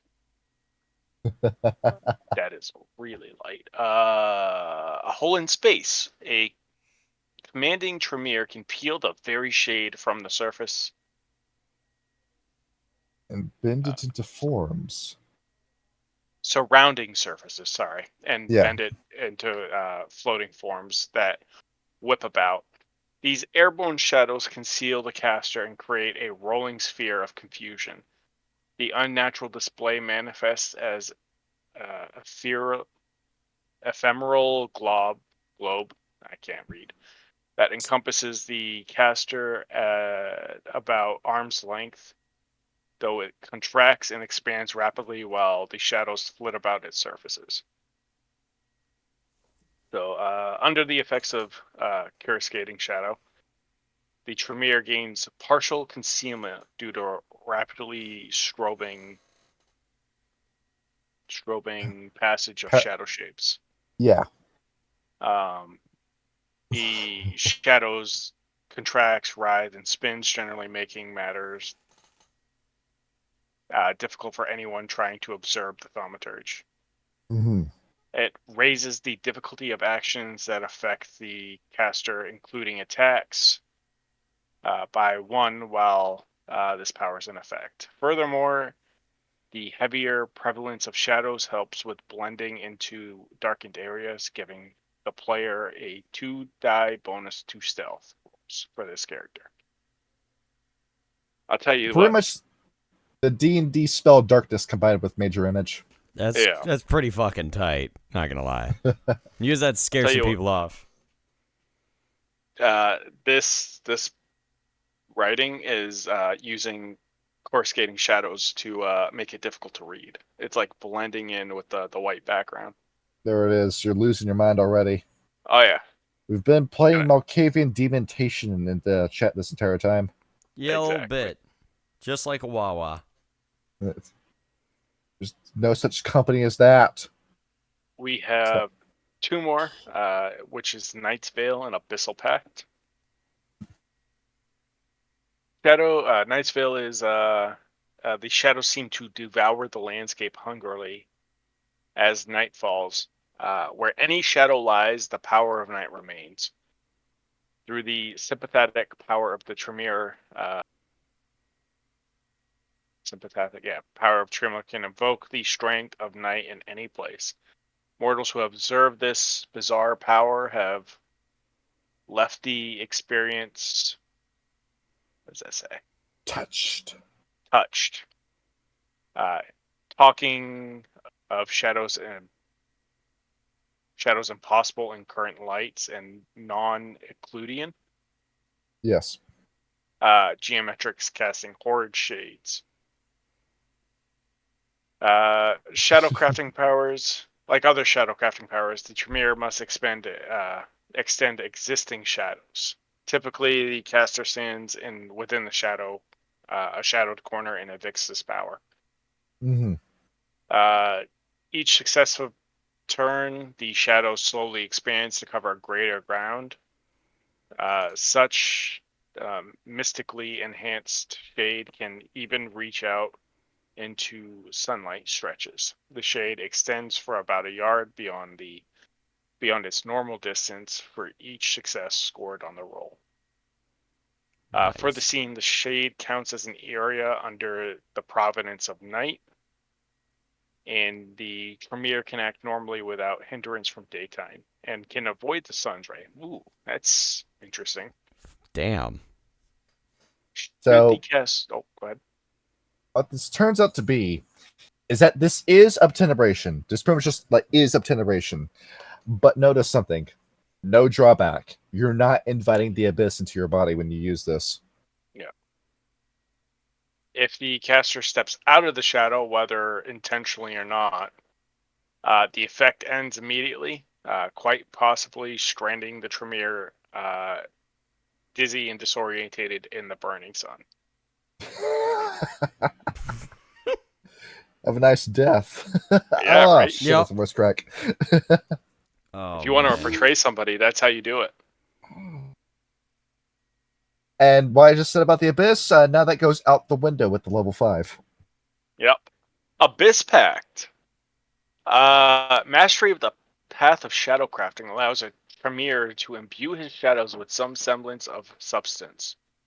At this level of expertise, the path truly takes on some characteristics of a tangible nightmare. While smothered in darkness, the Tremere lets loose something that seems hungry and malevolent. Mastery of such shade creations also give the Tremere a small chance to counter obteneration discipline. Though such hope perhaps leads to more overconfidence than conquest.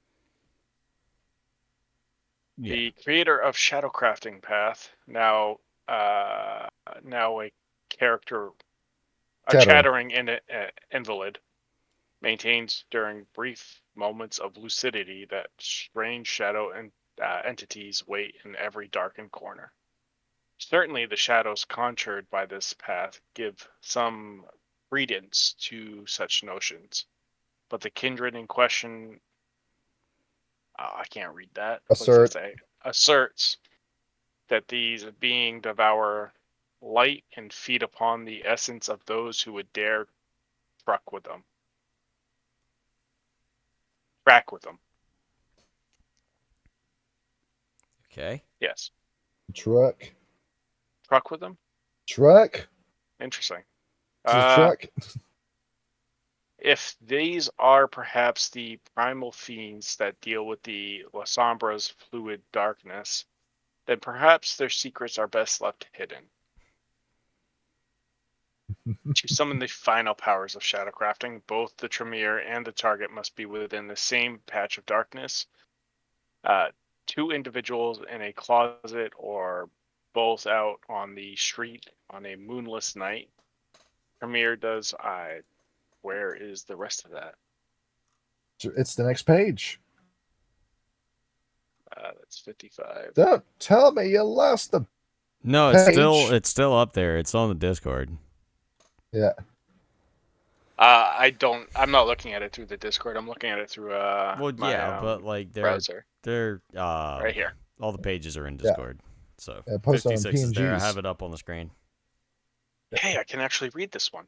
To see the individual, but must somehow sense the victim's presence, whether by hearing or touch, or some other apprehension. Furthermore, the darkness must be total or near total. Simple shadows do not suffice. Conjuring the Usurian shadow costs 5 blood points total, not in addition to the usual thaumaturgy costs. Once created, the shadow form assaults the victim and drains vitality. Tangible shadow attacks envelop the victim in a smothering blanket of darkness that bites like a school of barracuda. Barracuda. Barracuda. Barracuda. Big damn fish. Yeah. Every 2 successes scored on the casting roll causes the victim to lose 1 health level of lethal damage. Additionally, the victim loses 1 point of stamina for the remainder of the scene. What? There we have it. Wait, what? Pretty damn dangerous power, right? Yeah, a little bit. Yeah. Now, I wouldn't recommend using it too much because there's a little character in our games that used it a little too much. There he is in history pages. Was Huh. it Ruslan?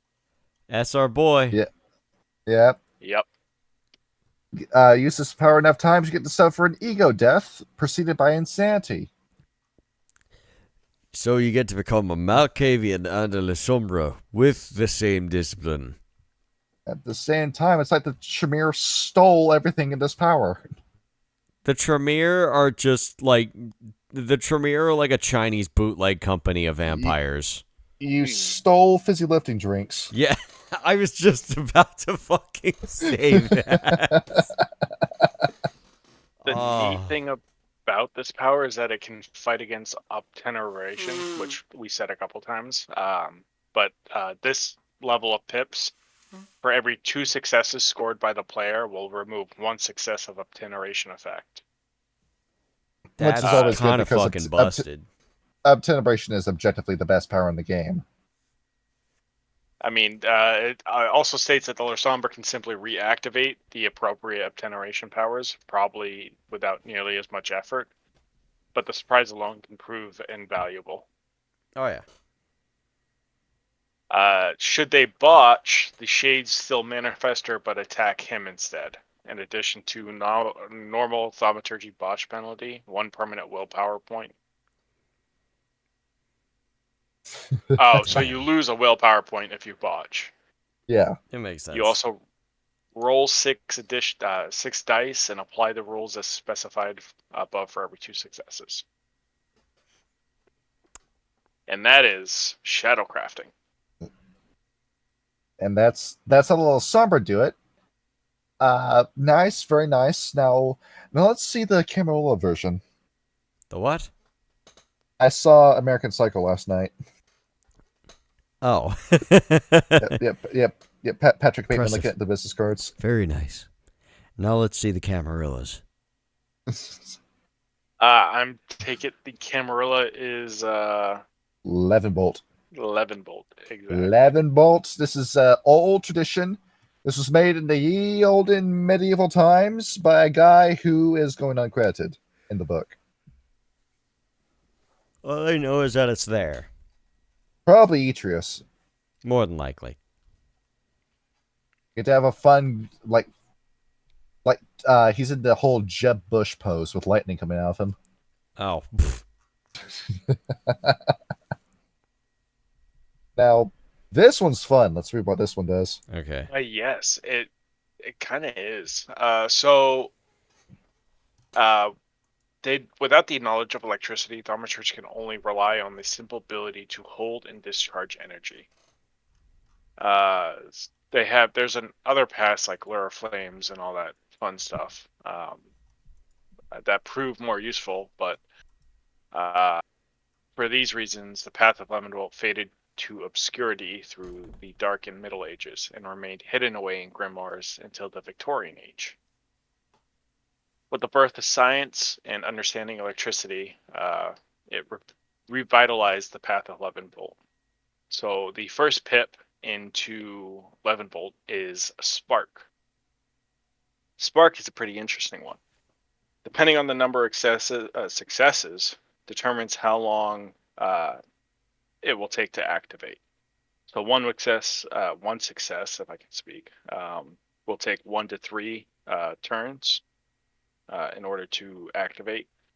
3 successes will take a couple of seconds, whereas 5 is almost instantly. When you do use it, it does 2 dice of lethal lightning damage. Mm-hmm. And they say that it's usually typically used with what is it? Electronics or to stun victims. So if you want to destroy that phone that the guy's calling for help with, you got Spark. Yep. Well, I kill that old man by touching his pacemaker with this. Exactly.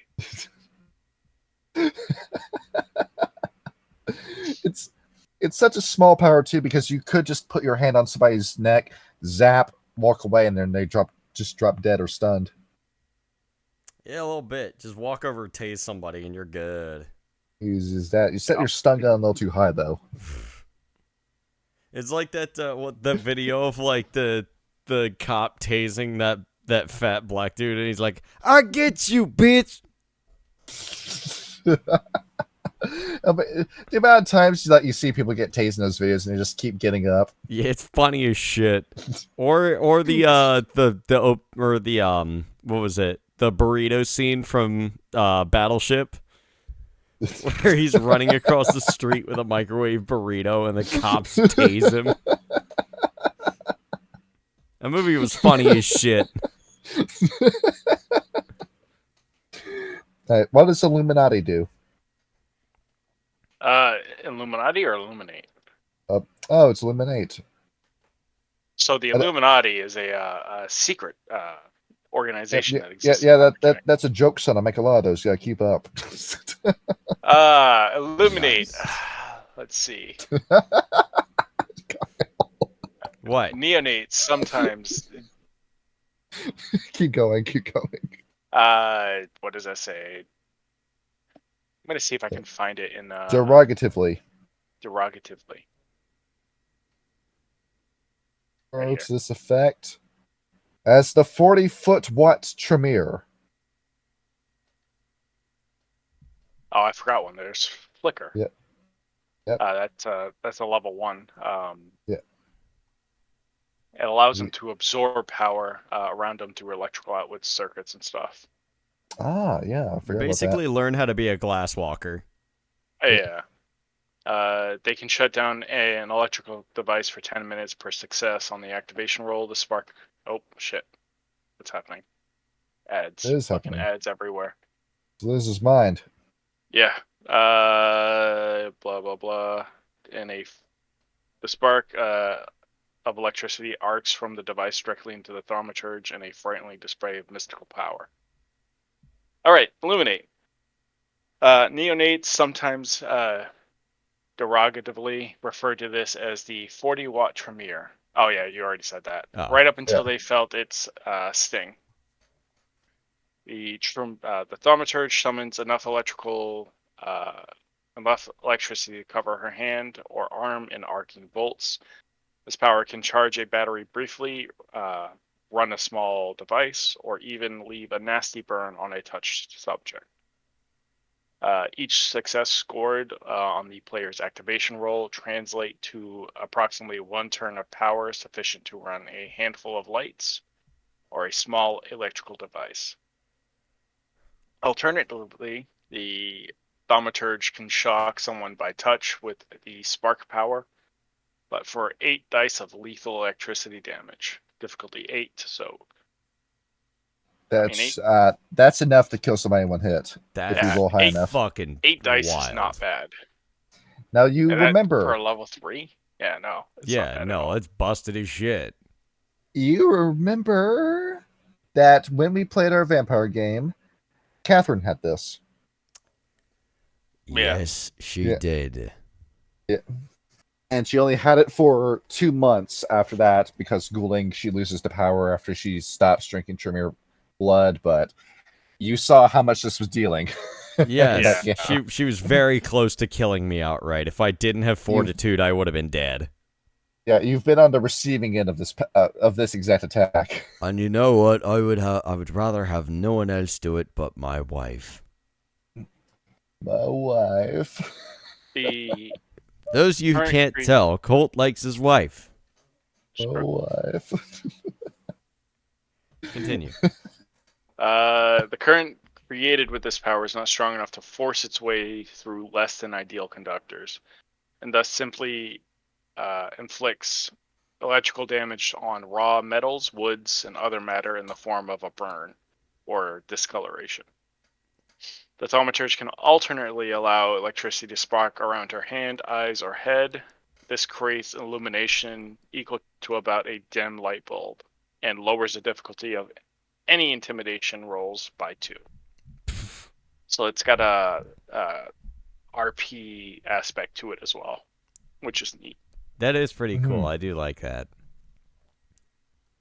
So It's not all violence. hypothetically, if you put that in your eyes and headbutt someone, you could do what, 8 dice That's kind of of damage. funny. I really like that. That's really funny. Knock somebody's teeth out. Yep. Mm. At 4 pips, we got Thor's Fury. This is a lot easier to read. I'm going off the website. You found the Salgia wiki with this exact path. Yes. The thaumaturge may strike her enemies from afar as though she were a god. Is a god. She may direct an arc of lightning from her body to nearby targets. The thaumaturge focuses her concentration upon her target and directs hurled bolts via perception and science roll, difficulty 6, plus the range in yards/meters, maximum of 4. Each success inflicts a level of lethal damage, difficulty 8 to soak. The source of this power is immediately known. It's interesting. Weird. So based on your perception, no, that's just how far. No, I'm figuring this one out too. Yeah. yeah. So each success from her perception and science roll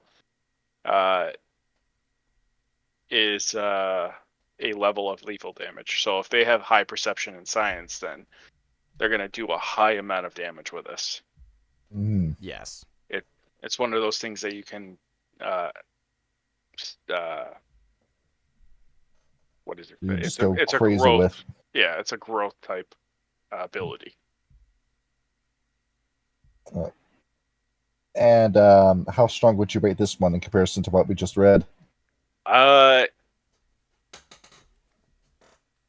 would say it's a little bit under because you would have to min max your character to get the most amount of damage that you can. Yeah, really. Yeah. Oh yeah. But it's still a strong ability nonetheless. In the second edition of the book, it's called Zeus's Fury, as opposed to Thor's Fury. Yes, that's true as well. Yeah, yeah. We realized that the Gaffeners were venerating Thor, so we had to change it to Zeus. Yeah, I suppose that's right. We're not giving those werewolves anything. Nope. You get nothing. You What they're lose. gonna do is they're gonna put a slash in between, and it's gonna be Thor slash Zeus. Yes. Zeus. Yeah, exactly. Look, I'll write the language. Just put a slash through it. It'll be fine. Hyphen it. And last we have Eye of the Storm. That's the fifth level dot pip, whatever you call it. Yep. Mm-hmm. The thaumaturge becomes a shifting, barking pillar of electrical power. The energy channeled in the Eye of the Storm shields her body from virtually any direct harm.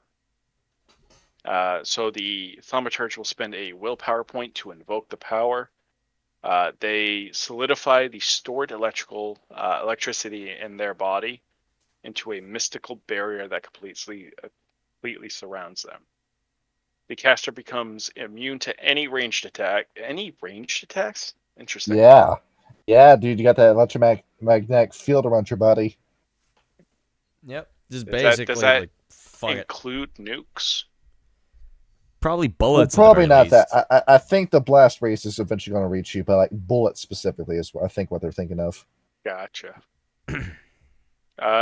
Metal weapons such as swords inflict injury as normal for their first strike, but then are melted from contact with the barrier. Jesus. And the wielder takes a level of lethal damage. Just one? Yeah, you you take a little bit of damage because you're in your own field, but at the same time, just walking into somebody can kill them. So the melee weapon doesn't do any damage? Well, yeah, you can attack with a melee weapon, but at the same time, you've got that field around your body. Oh, so you take the level of lethal damage as well as the normal damage. I gotcha. Yeah, Uh, you are right though. Enemies that dare touch the caster suffer 2 points of aggravated damage, difficulty 8 to soak. Non-metal weapons such as wood stakes are not affected by Eye of the Storm. It lasts for a single turn, with each additional success on the activation roll extending this duration by one turn. Mental and social attacks may pass through this barrier, so dominate, presence, anything that has to do telepathically. Yeah, so you can still turn the tables on somebody using this. Yeah. You just got to be smart about it. this is a really fun power, dude. Yes. Basically, you just become Static Shock in his final form. Yeah. And I think we got one more, didn't we? No, I think Eye of the Storm is the last one for level 5. See, that's it? I think so. Yes. Yeah, that's it. Yep. All right. So, out of those two, what do we think of thaumaturgy? I don't really know. It's like for me, the Shadowcraft one is really good, but I feel like. Oh yeah, you're right. There is one more. Oh, is there? Oh, where? It's a level 3 for it's in the actual book. It's called Power Array. Oh Yeah. yeah, I was wondering what happened to that one. I thought we skipped one. Like a looming thundercrown, the thaumaturge holds the uh, waiting fury of lightning. Although the vampire cannot create or direct a charge strongly or accurately enough to launch actual bolts of electricity, they can conduct power through other substances or even absorb nearby energies. As with lesser levels of this path, a thaumaturge can discharge a stock of electricity. This time it's up to 6 dice of lethal damage. The charge remains active for a number of turns equal to the number of successes scored by the player on the initial roll. With this power, the thaumaturge can also send the power through any conductive substance touched. A metal sword with a similarly metal handle to carry the thaumaturge's electrical touch.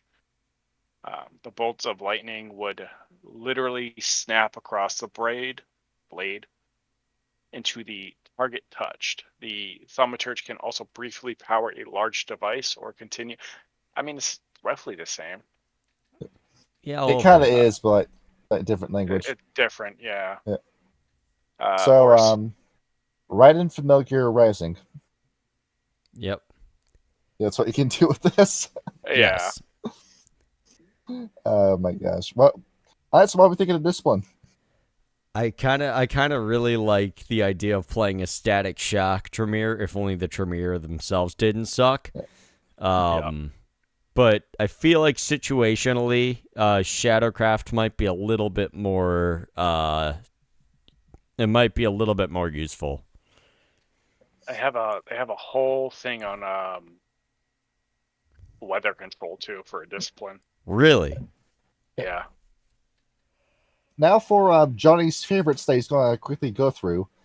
Biothaumaturgy, which is vicissitude but nicer. It's more based around healing. It's kind of like they stole this from the Salubri, come to think of it. Well, that makes sense. Focused mind, which just bumps the shit out of your wit stat. Gift of Morpheus, which causes people to just fall asleep around you. Green Path, where you control plants. Sounds like a fun little ability, doesn't it? Yeah, in case you want to be a Deus Ultimae. Power of the Mirror allows you to see through reflective surfaces that you've created. As in, you just like drop a little bit of like your spit on the ground, and it reflects a mirror that you can see through. That's kind of neat. And then, if something is in a mirrored reflection that you created, you can alter that object through its reflection. Hold up. Explain that one to me again. Have you seen JoJo's Bizarre Adventure, the Hanged Man fight? So what that was is that it was a ghost that appeared in a mirror that went around and stabbed people that the mirror could see. That's what that does. Oh, that is kind of neat. That's an invisible, an audible killer. There's nothing you can do when that comes after you. It's like one of the beginning, I think it was during first season of Supernatural, they had an episode like that. Exactly. Neptune's Might, where you get to dehydrate people by touching them. Oh, that's fucking sick. That's as in cool. Ripping all the water out of them and turning them into dust and salt. Wow. See what else is on here? Path of Blood, which gives you a free Diablerie. You get to reset your generation by 1. The minute you take that. That's pretty fucking tight. Path of Corruption, which is causing somebody to give in to their dark impulses, and this is the exact kind of thaumaturgy people take when they infiltrate the Setites. Yep, basically. You subliminally tell people to fall into their dark urges. Path of Mars, where behold, you will never fail a willpower check again, and it causes your melee attacks to deal way more damage because they will always get a success. Along with that, when you don't attack, you can dodge as many times as you want without losing subsequential dice from any source. Oh, that's cool. Path of Mercury, which just causes you to teleport up to 500 miles. Damn. Let's see. Path of Warding, behold, as no attack will ever touch you again. Granted, it's got no offensive capability whatsoever, but by that point, do you really need it? Yeah, just no touchy. None. Path of Spirit Manipulation, which causes you to reach into the Umbra and bind fetishes and make fetishes with spirits. That is fucked. The Tremere can step sideways. Not on my fucking watch. If I sees a Tremere in the Umbra, I'm going to bury him in the fucking ground. And next up is something that you could go along with, the Vine of Dionysus, which causes people to become drunk and hungry upon hearing your words. Interesting. Mate, I do that already without your help. I do like they have like a little like nice Tremere for the green path. Because here's the picture for it. If you want to be a nice Tremere that grows the plants, there you go. Billions must grow. Yeah.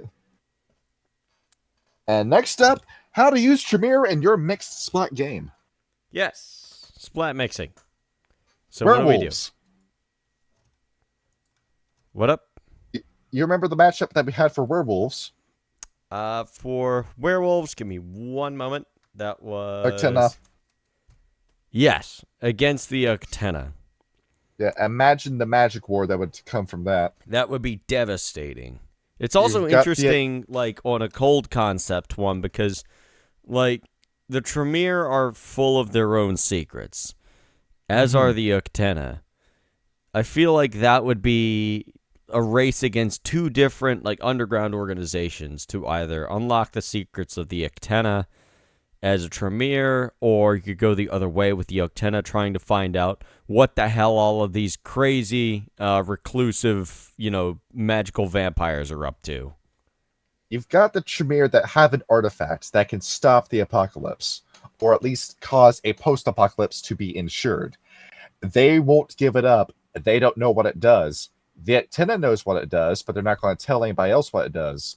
The Octena have to retrieve that artifact from the Tremere without anyone finding out what it is, how valuable it is, or what the Octena plan to do with it. Yeah, so it'd be like treasure hunter versus treasure hunter, spy versus spy. I was going to say like Sly Cooper versus Nathan Drake. Yes. Yeah, I had to get my bass so I can play the riff from Sly Cooper. You also got the Silent Shredders, who I'm sure would love to have a piece of the Tremere. Yeah, a little bit. Yeah, you killed how many of our kinfolk during the Holocaust? Now it's your time, motherfucker. It is time for you to pay for what you've done to us. See. Also, with the Shadow Lords and how much they talk with the Camarilla, a weird relationship between those two, right? Yes, very. Where you've got the Shadow Lords with their arms wrapped around the Ventru, and same thing with the Tremere, and they're both glaring at each other, vying for control over who gets more of the Ventru's time. Basically, it's like that one could be interesting because the Tremere, like, listen, we started this whole thing. We know more about this organization than anyone. Why are you talking to the Garrow? It also would be interesting if you had elders within the Shadow Lords that talked with Atreus. That's a dangerous proposition there. Given how much Atreus lies and how good he is at lying. Versus the best liars in the Garrow. You also got Jaded Past versus Jaded Past, Geta Fenris versus Tremere. No, the Geta Fenris had fucked their day up. Yeah, the Geta Fenris with the Swords of Heimdall, that was a group of you that lost the plot and joined with and joined the Nazis. Yeah, a eugenic system that you didn't even understand to begin with.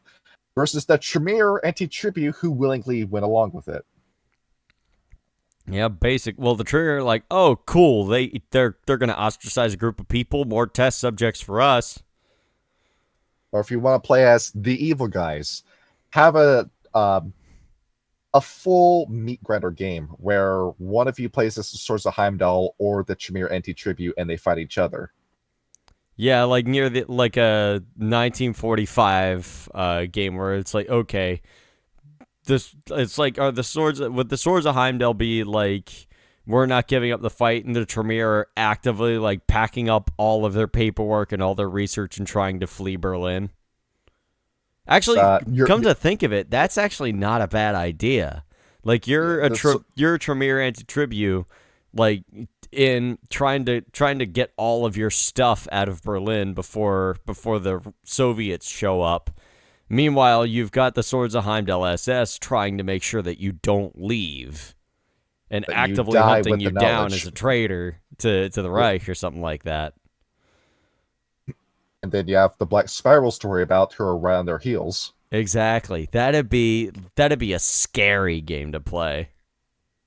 Speaking of black spirals, and considering that the Tremere can step sideways, have them fight the black spirals for you. That would take a Or- lot of convincing. Or you want to go absolutely crazy with the Tremere, have them go into Malpheus.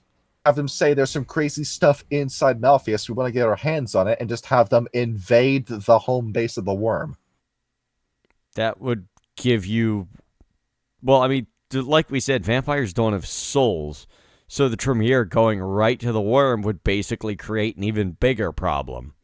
They're going to have to create a ward around that, where there's a lot of stuff that the Tremere can build that they can use as wards, protective wards. And you could try using one of those to save yourself, but yeah, it's still pretty risky business. A bang can just fly up right into you and possess you. Yeah, But- you're kind of fucked on that. Head to head, the Tremere could beat the Black Spirals pretty easily in a fight. Yeah, the potential Especially is there. with stuff like Levin Bolt and their Flame Thaumaturgy. Yeah. Until the Black Spirals rip out the nuclear fire, you're going to make a lot of progress in Malpheus. Yep. Next up, Mage. The Hermetics hate the Tremere and would love to see them dead. Well, yeah, They the just lack Tremere the stole resources to do everything that. they had from the Hermetics and went and formed their own mage order with blackjack hookers and vitae. And the Tremere leaving the Order of Hermes is what eventually caused the internal collapse of the Order of Hermes. Yes. As it turns out, you couldn't afford to cut your ties with Tremere. No, but they did anyway, and then the technocrats stepped in. It's like firing a guy that you know he's harassing other employees, but he's spent the job so long, and he knows stuff that nobody else can do. You can't afford to fire him. You do it anyway, and then your company falls apart because of that. Yeah, basically, but, you know, what are you going to do? You're damned if you do, you're damned if you don't. Exactly. The Hermetics were... The minute you found those Atlantis documents, that was it. You know who would love to have a piece of the Tremere? Who would that be? The Nefandi. Why? Because the Tremere have all the cool stuff that the Nefandi would also love to use for their own spells that are way worse than what the Tremere have. Yeah, you have a point there. Yeah, let the Nefandi get their hands on the Ark of the Covenant, see what happens. Oh, the world plunges into eternal darkness and we all die. Exactly, that game over. Yes.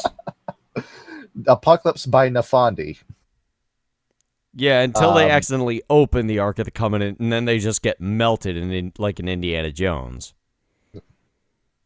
So it looks like Rand has something to say. Yes. No, sorry, I just came back. Oh. And next up, Wraiths. The Tremere can just make a soul jar and snatch a Wraith in it. Yes. Behold, there's your antagonist for a Wraith game. Yup. How do I escape the Tremere cum jar? It's that the Tremere have captured one of our friends. We need to go save him. That's true. That is highly disturbing, Kyle. I mean, On top of that, that's what it is. we got our little tree friend that's been stuck on the Tremere territory for years. Would you like to help kill all the Tremere and then free him from his eternal torment? Yes. Kind of reminds me of one of the cards from the deck of many.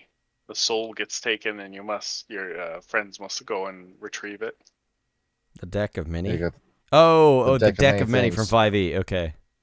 Yeah. I should have specified. That's on me. No, it's okay. Changing the dreaming.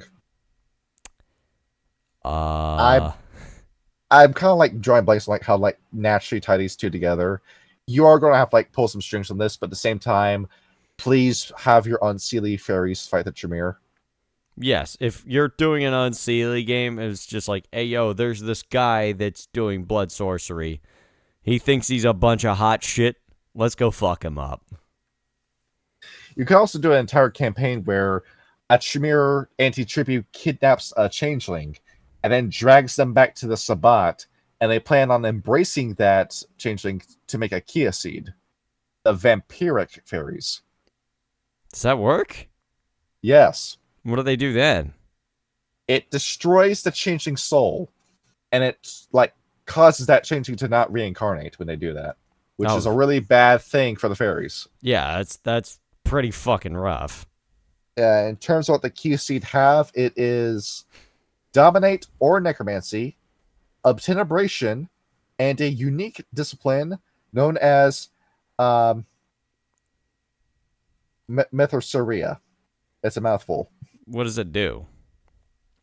Simulates fey glamours. So they have dominate, obtenebration, and their fey glamour. Or they can swap Yep. out dominate for necromancy. That is scary, dude. That's a boss Oh fight. yeah, Yeah, That's a fuck boss fight. that. dominate is pretty big. Yeah, dominate on top of glamour. You have a 3-way combination of dominate, obtenebration, and wayfare, where now you can't reach them because you can't move past the commands. And when you do reach them, they're so incredibly fast, all of your attacks miss, and then they run away from you without provoking attacks of opportunity. Jesus Christ. So you gotta like bottleneck them or you're gonna fucking die. While they dunk on you from a distance with obtenebration. Yeah, you're basically fucked in that fight. And you, as your changelings, your Seelie Fae, have to stop that embrace from happening. That'd be good, like a race against time campaign there. Yeah, it's going to be a yeah, short game, but absolutely. it's going to be high risk. Yep. Yeah, exactly, Run. Hunter the Reckoning. Prepare for the most drawn-out game of Hunter you've ever played. Yeah, that's gonna be a meat grinder. That one. It's that you know where the Tremere is. It's obvious. It's that church right there, but there's a ward around it that prevents me from entering it if I know the identity of the Tremere. So I've just got to sit outside and wait for him to eventually leave. I don't know. It's either try to that or you manage to track down a chantry and see if you can like actually get in, and like try to. And then your next thing you know, once the Tremere knows you're there, then it becomes like a Silent Hill or a Resident Evil type game. He's now sending blood rituals my way that's corrupting my mind, and I gotta find a way to kill this Tremere before he kills me. Yep. A mean, neat after little all, cat and mouse game there. In Hunter the Parenting, they did something pretty lore accurate. It took 4 hunters to put down 1 Tremere. Yeah, it sounds about right. And demons. Didn't we talk about this in history? Yeah, you have Atreus' stupid idea, where he tried contacting demons in order to do eternal life. But have there be a demon that actually could make good on that deal? Who would that And then- be out of the demons? Lucifer, Yeah, that sounds about right. the Big Daddy. Hey kid, so I heard you want eternal life. I can help you with that. The devil is very sexually seductive. The devil is very sexually seductive. I haven't listened to Jordan TV show, Peterson in enough to do that impression. No, that was Alex Jones who said that. Oh. The devil's actually very sexually seductive. There we go. Yeah, He's he was being on- reinstated to Twitter. He was on Joe Rogan, and he was talking about having like sleep apnea DMT dreams as a kid, and in one of them he went to hell and he saw the devil, and it's just a guy who's like a black silhouette on fire laying down on his side. And Alex says so the ultimate enemy to Christianity is just this gay dude who hangs around having sex all day. This is what we're scared of. Isn't that just Versus Asmodeus? Fritz the Cat. The Yes. interpretation from Fritz the Cat. Excuse me down there. Hello. Yoo-hoo. As it turns out, you could have a Tremere game where that exact interpretation That's kind of fucking hilarious. shows up and says, why did you go through this entire deal with diabolizing vampires when you could have just gone to me in the first place? Yeah, basically. Takes the fun out of diabolizing vampires. Exactly. His plan could have worked had he contacted a demon that wasn't a Ravager, because that's what he contacted. If he contacted a Faustian, which it's in the name what they do, Yes. you could have made good on that deal. Yeah, but then you would have paid for it. Same thing with the Luciferians, but at the same time, if a Luciferian contacts you, you're pretty much their eternal bitch where you have no ego of your own and you just mindlessly serve them. Yeah, of course, everything has a price. Yes. A reconciler probably wouldn't do that. And a cryptic, you're going to need something in it for the cryptic if he's going to do that with you. It sounds like you're gonna need a high intelligence for the cryptic. The cryptic. They won't do something for you unless there's a direct benefit for them. Yeah. And speaking of those blood rights, Ryan, I've given you a minute to get your breath back. We may now go into all these tasty, tasty rights. There's a lot. All of them? Holy shit. Not all of them. No, Okay. no. Could you? I was like, I chose 3. Yeah, let's do the 3 that you selected. Yes. So I did the unweave ritual. If a ritual affects the Tremere, they must find out what the ritual is affecting them before they use the rite. And that requires research, not like the research skill, but actual research, and an intelligence plus occult. As long as the subject/victim isn't daft or the caster was subtle, they must. They can figure out as long as the subject is what I just said. Mm-hmm. They must acquire one of the components that was used in the ritual and destroy it in some way, shape, or form. One thing I didn't understand is it kept talking about the number of successes needed, but I didn't know what it meant by that because it wasn't specifying a roll. A roll difficulty. I think that might just be up to your storyteller. All right. So the number of successes needed is determined by the number of successes made by the casters. So the difficulty is what the caster succeeded in doing. Yeah. I never specified a roll to do, but so a couple of these have something like that. Good old 2nd edition jank. Yeah. They were talking about a ritual roll, which I haven't heard of, and I don't know if you have. Well, you're not the Theurge.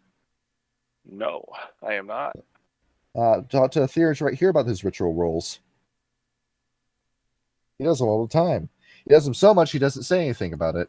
Yeah, I mean, it's what to do. So yeah, we have a ritual skill, but if you're the Arun, you will never touch it. I was dumb and I put my points into totem because I'm dumb and didn't read the book. Schmuck.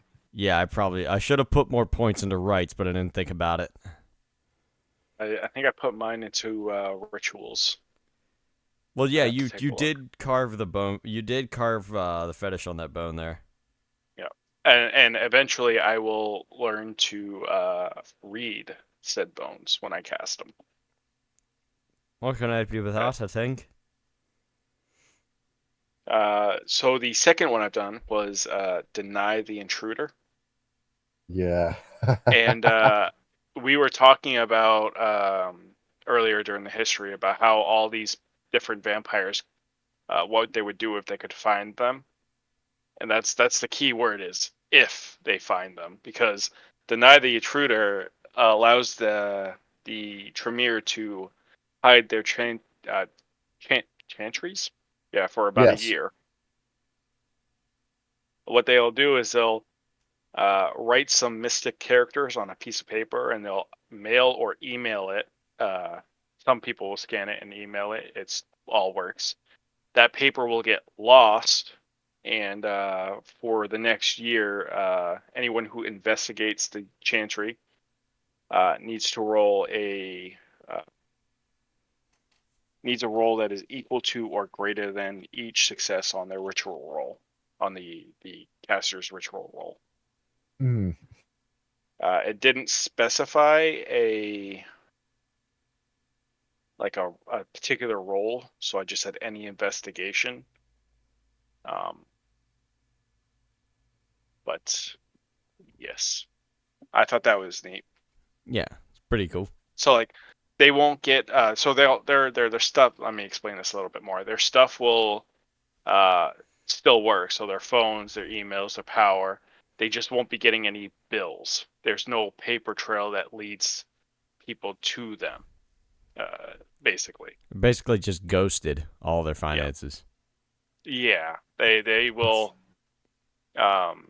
you lose certain bills and stuff so that they can't be found, and it uses mainly business but magic as well. This is such a hyper specific right? It is, Right? but it's funny though. It's basically just offshoring all your profits. All right. And the next one I have is we were also talking about homunculus. So I had chosen Soul of the Homunculus. Tremere use their own blood and tissue to create a tiny creature, which is called a homunculus. I am getting blasted with Discord messages. Sorry about that. It's because I just posted. I thought you were bullshitting me about the Alex Jones thing, but now I just looked that up. God damn it. Why is Vivek Ramaswamy in the call with him? I don't know. You see that? I just posted it in the Durange chat. I just interrupted the episode to post that. Yes. What the fuck was this? Alex Jones, Elon Musk, Andrew Tate, and Vivek Ramaswamy. A meeting of the minds. There we go. That sounds like the most insufferable conversation I could ever think of. It's a meeting of the Tremere right there. Yes, that is. Fuck that. That sucks. Okay. Ryan, I'm sorry to interrupt you. Continue. Dear Christ. No, it's all good. I got scammed by someone else as well. God damn it. The fuck made you think this was a good idea? Bro, I'm so tired.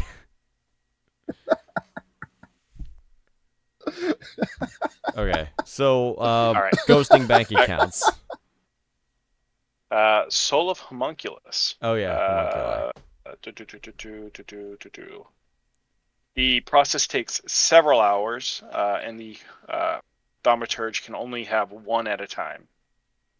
There are different types. They've got flyers, which is tiny winged demons. They've got grubs, which is like a worm with the master's face on it. And hoppers, which is small, bald-like, imp-like creatures that have their master's features. The Tremere can give orders non-verbally while it is within range. They, as you said, Kyle, they are extremely loyal. But over time, they will develop their own personalities based off their master's own personalities. That's kind of funny. They have 2 health levels and 2 dots in each physical attribute.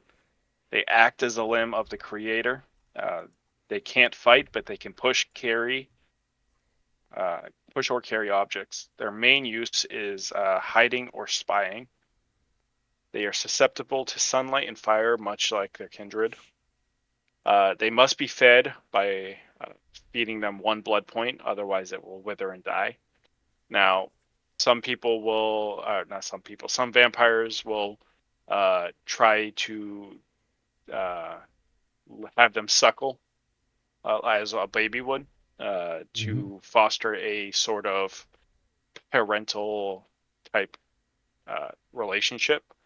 Others will just treat them as like the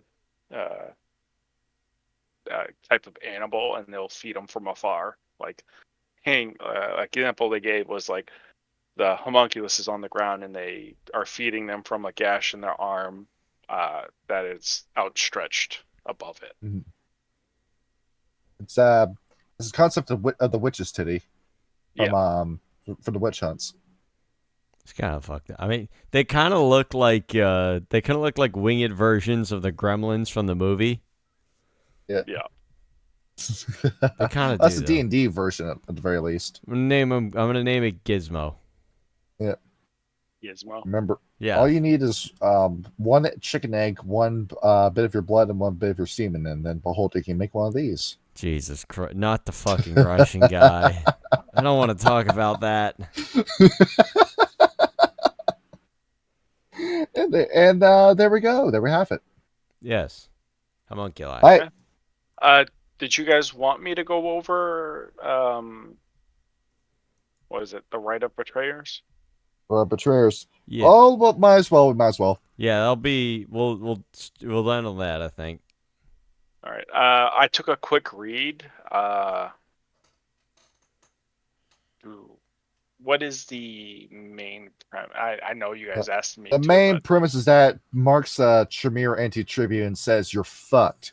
Now everybody knows you're Tremere, and everybody wants to kill you because they know that now. Yeah, it's basically if a Tremere joins the Sabbat, then they get marked for death as they basically get put on a blood hunt list by the Tremere and Camarilla. Oh, okay. And supposedly all of them died in 1998. Yes. Yep. So what I read was once Brandon, the mark of betrayal remains livid, a black spot matted by flickering as of hot ashes. Although the injury heals over by the next night, the simmer of flames remains visible to any Tremere who might see it. Even if the Tremere purges himself of the vinculum blood ties, vinculum blood ties, and avoids the Valdir thereafter, the mark remains permanent. The rite of betrayal has no effects on those rare kindred who are immune to blood bond. In theory, there is no vinculi. In theory, because no vinculi can form to bind such subjects, the rite doesn't take effect. There is no silly ass word. Oh, it's still pretty. That's still an odd detail. Why is that? Let's see, why is that? Repeat the question. Why does the rite of betrayers don't work on kindred who are immune to blood bonds? Well, the way this works now is that prior to the Week of Nightmares, the Tremere had no weakness. It was just something that they just did not have. Now with you can still have Tremere anti-tribute in your game. You don't have to follow that canon, because I still think the Tremere anti-tribute is a cool idea, because that's a pretty nasty villain. But after the Week of Nightmares and Salat regained control over Tremere's body, every member of the Tremere gained a new flaw that made them incapable of forming blood bonds. That basically just destroys the pyramid. I think it's just also because you know how you bond in Vampire, right? You share drink blood. Someone's vitae. Yeah. Essentially because they shared blood. What was it? Right here.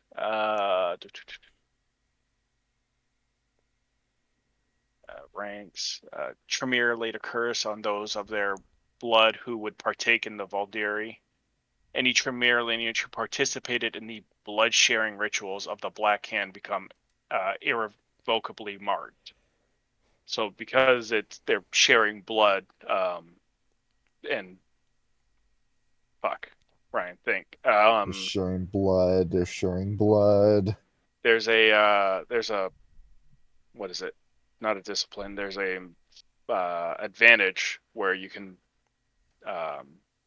resist that. Yeah. Resist blood bonds, and so because you're able to resist the vitae of another vampire, you would be able to resist the marking of this, because you get it from sharing blood with the Black Hand. Is what I gathered from this. Yeah, it makes some sense. I'll take that as an explanation. Yeah. Yeah. I could be wrong. This is just my interpretation. 100% all spectacle. Spectacle? No. Spectation or something like that. Spectacles. Speculation. There we go. There we go. I don't know. I think everybody in the chat's a little tired. It's been a long week. We've been recording for 3 hours again. Well, yeah, it seems to happen a lot. Yeah. Yeah, it does. Well, with that, do we have any closing thoughts on the Tremere? Fuck the Tremere. Exactly. You hate this. You hate this clan, don't you? They're a Well, bunch of cunts, and I hate them. they hate me, a simple caitiff. They I hate like to you. They hate. Cardiff. They're all They right. hate what you represent. It's that the good times are about to end, and the times of judgment are around the corner, because there's too many damn caitiff around, and Might that's a fuck bad off. omen. I just want to sit in the woods and retire. Look. When a mage talks to you about superstition, you take it seriously. It's No. true. I'm gonna go out into the woods. I'm gonna live. I'm gonna drink my whiskey, have my cigars. I'm gonna help my son cut another album, and then I'm gonna go hunting. And I'm gonna sell the meat to Martin, that bitch here, and the fur and the bones. And then I'm gonna go home, put on a record, and make some dinner for my wife. And in the event you storytell, I swear you're going to be better at it than I am. This this is clan I'm playing as. I haven't a doubt. I know you really like the Tremere, and Yeah. I cannot for the life of me figure out why. It's because I told you the reason why. It's that I like playing as bad people whenever I do RPGs. Feel good to do bad Uh, things. Yeah, the villain protagonist has permanently permeated uh, every single character I play in RPGs. Where even my more virtuous characters like Yan in that Tuesday game I tell you about, Yep. committed a ton of war crimes and he was part of the Githyanki army, and he never reconciled for that. Yeah. He didn't have a redemption arc. He just kind of like left it behind. Yeah, he just folded up that chapter of his life and then walked away from it. Yep. Not gonna lie, I'd probably play a Ravnos. You and me both like the Ravnos. The Ravnos are funny as shit. And with it, Meepin would love to see a Camarilla game, but the Ravnos have been hard before us, mercenaries. Giovanni was my first pick, but now the Giovanni never worked with the Camarilla. I've been considering a Miami by Night game for a long time, but I have absolutely no idea what to do with it. And speaking of Miami, there's not enough Hispanic people in that GTA 6 trailer. I talked to you about that. You There's said I was plenty of bullshit. them. I literally paused Not the video. enough. And I I drew want around, more. like, there's a bunch of them over here. There's a bunch of them over here. Here's a whole scene full of them. You're full of shit. 72% Hispanic and Latino. There needs to be more. Bro, they're already... You're at your Not goddamn enough. Mind. Not enough. My This is the brother same in as me Christ, going you're over to- crazy. This is the same as me going over and getting a breakfast burrito from Sonic, and they only put, 6 individual pieces of sausage crumble in the burrito, and then the rest of it's just egg and cheese. I didn't order this for the fucking egg and cheese. I wanted the sausage. You're at The your sausage being goddamn mind. The sausage being the Hispanics and Latinos in this case, and there's not enough. Okay. GTA 6 trailer notwithstanding. I'll take you to Miami. I'll take you to Miami right now. My brother in Christ, I've been to Miami. We'll go right now. My dad spent 5 years of his life growing up in Miami. You had to speak Spanish when you lived there. Okay. As a requirement. The Tremere, they're assholes. Play as the Tremere because they got cool magic and shit. You only play as the Tremere because you want a power game. That's the reason why. Well, that still doesn't guarantee your survival because nothing in the World of Darkness This does. is a call out. The reason why the Gethemers are so popular is because of the power gamers. The reason why the Tremere and Zamichi are so popular is because of the power gamers. But you want to cancel the Gethemers, you didn't want to cancel the Tremere and Zamichi. Even though So the if you Tremere and said, Zamichi are insurmountably worse. So yeah, my little soapbox moment. If you say the Gethemers are Nazis, but you don't say that about the Tremere or Zamichi, you are full of fucking shit. Like I said, they didn't do the reading. Yeah, there you go. Granted, I did like half of it today because my weekend was full. The Tremere would call you a sheeple. You know what? They can call me what they like. Because, you know what? I don't care. As it turns out, I found out none of it affects me. All right, Ryan, you got anything else for us? No. I think that's everything from me. Yep. All right. It is 11:30 and I have to go to work tomorrow. All right. Tune in next week. Well, what are we going to talk about? I don't remember. We're going to have... We have the thing somewhere. All right. Was it history pages? Well, what does it say? I posted the rubric for what we're going to do this month. I don't. Yeah, I just can't remember where it was. And under a massive file of other We shit. should probably have pinned that in the chat. I didn't think to do it. Well, it doesn't matter because I'm changing my mind from what it was originally. Okay. Then tell Oh, us. it is. It's in real life chat. It looks like it's totems. Yeah, we're doing totems. I've changed my mind. We're not doing totems. We're doing the Korax. Oh, cool. Bird Korax. friends. Interesting. We're doing the Korax next episode. We're going to talk about totems at a later point. We got to talk about Jaden. All right. I think that's it, though.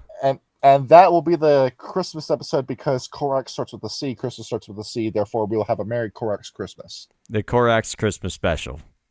Yeah, is that the 17th or the 24th? That'll be the 17th. I'm doing the 17th, Christmas okay. liturgy on the 24th. Gotcha. Okay. I see that now. All I'll be in church all day. Yes. And I will be at my uncle's house drinking beer and watching my cousins open presents. I'll be in bed sleeping. To Casa El Padre? Basically, yeah. Yeah. Oh, wait, no, the 24th. That's Christmas Eve. No, wait, no, the 20... I don't know. The 24th is Christmas Eve. Yeah. Oh, no, then I'll be at home eating, mountains of cookies and drinking gallons of wine. Identify the one person in this chat who's not Christian. I'm not Christian. Yeah. I mean, you're agnostic. Yeah, my family's split. My mom is Jewish. My dad is Christian. There you go. He gets a cheat. Yes, I get two holidays. I always get to brag about that as a kid. I don't follow a religion. That's kind of nice. Gnosticism is in style. Don't be a Gnostic, for God's sake. I know what I'm doing now, guys. Next time we see Ryan, he comes in, he sounds exhausted, and he's just like covered in scratch marks. Like, what the fuck have you been doing? He carved a hermetic circle into his palm. Oh, Jesus. And not just my palm, the back of my shoulders, the bottom of my foot, like the sole on the heel. He's going to try to resurrect his father like in the start of Full Metal Jacket. You're going to say, I've seen the devil, and I'm prepared to combat him. See, my dad's still alive, but my grandfather, on the other hand... That's human transmutation. Don't do it. Oh, Lord. What? Why is anyone still watching us? Go to sleep already. Get out of here. Yes, go to bed. I'm tired. Quit watching this. Good night, fellas. Have a good night, everybody. GM.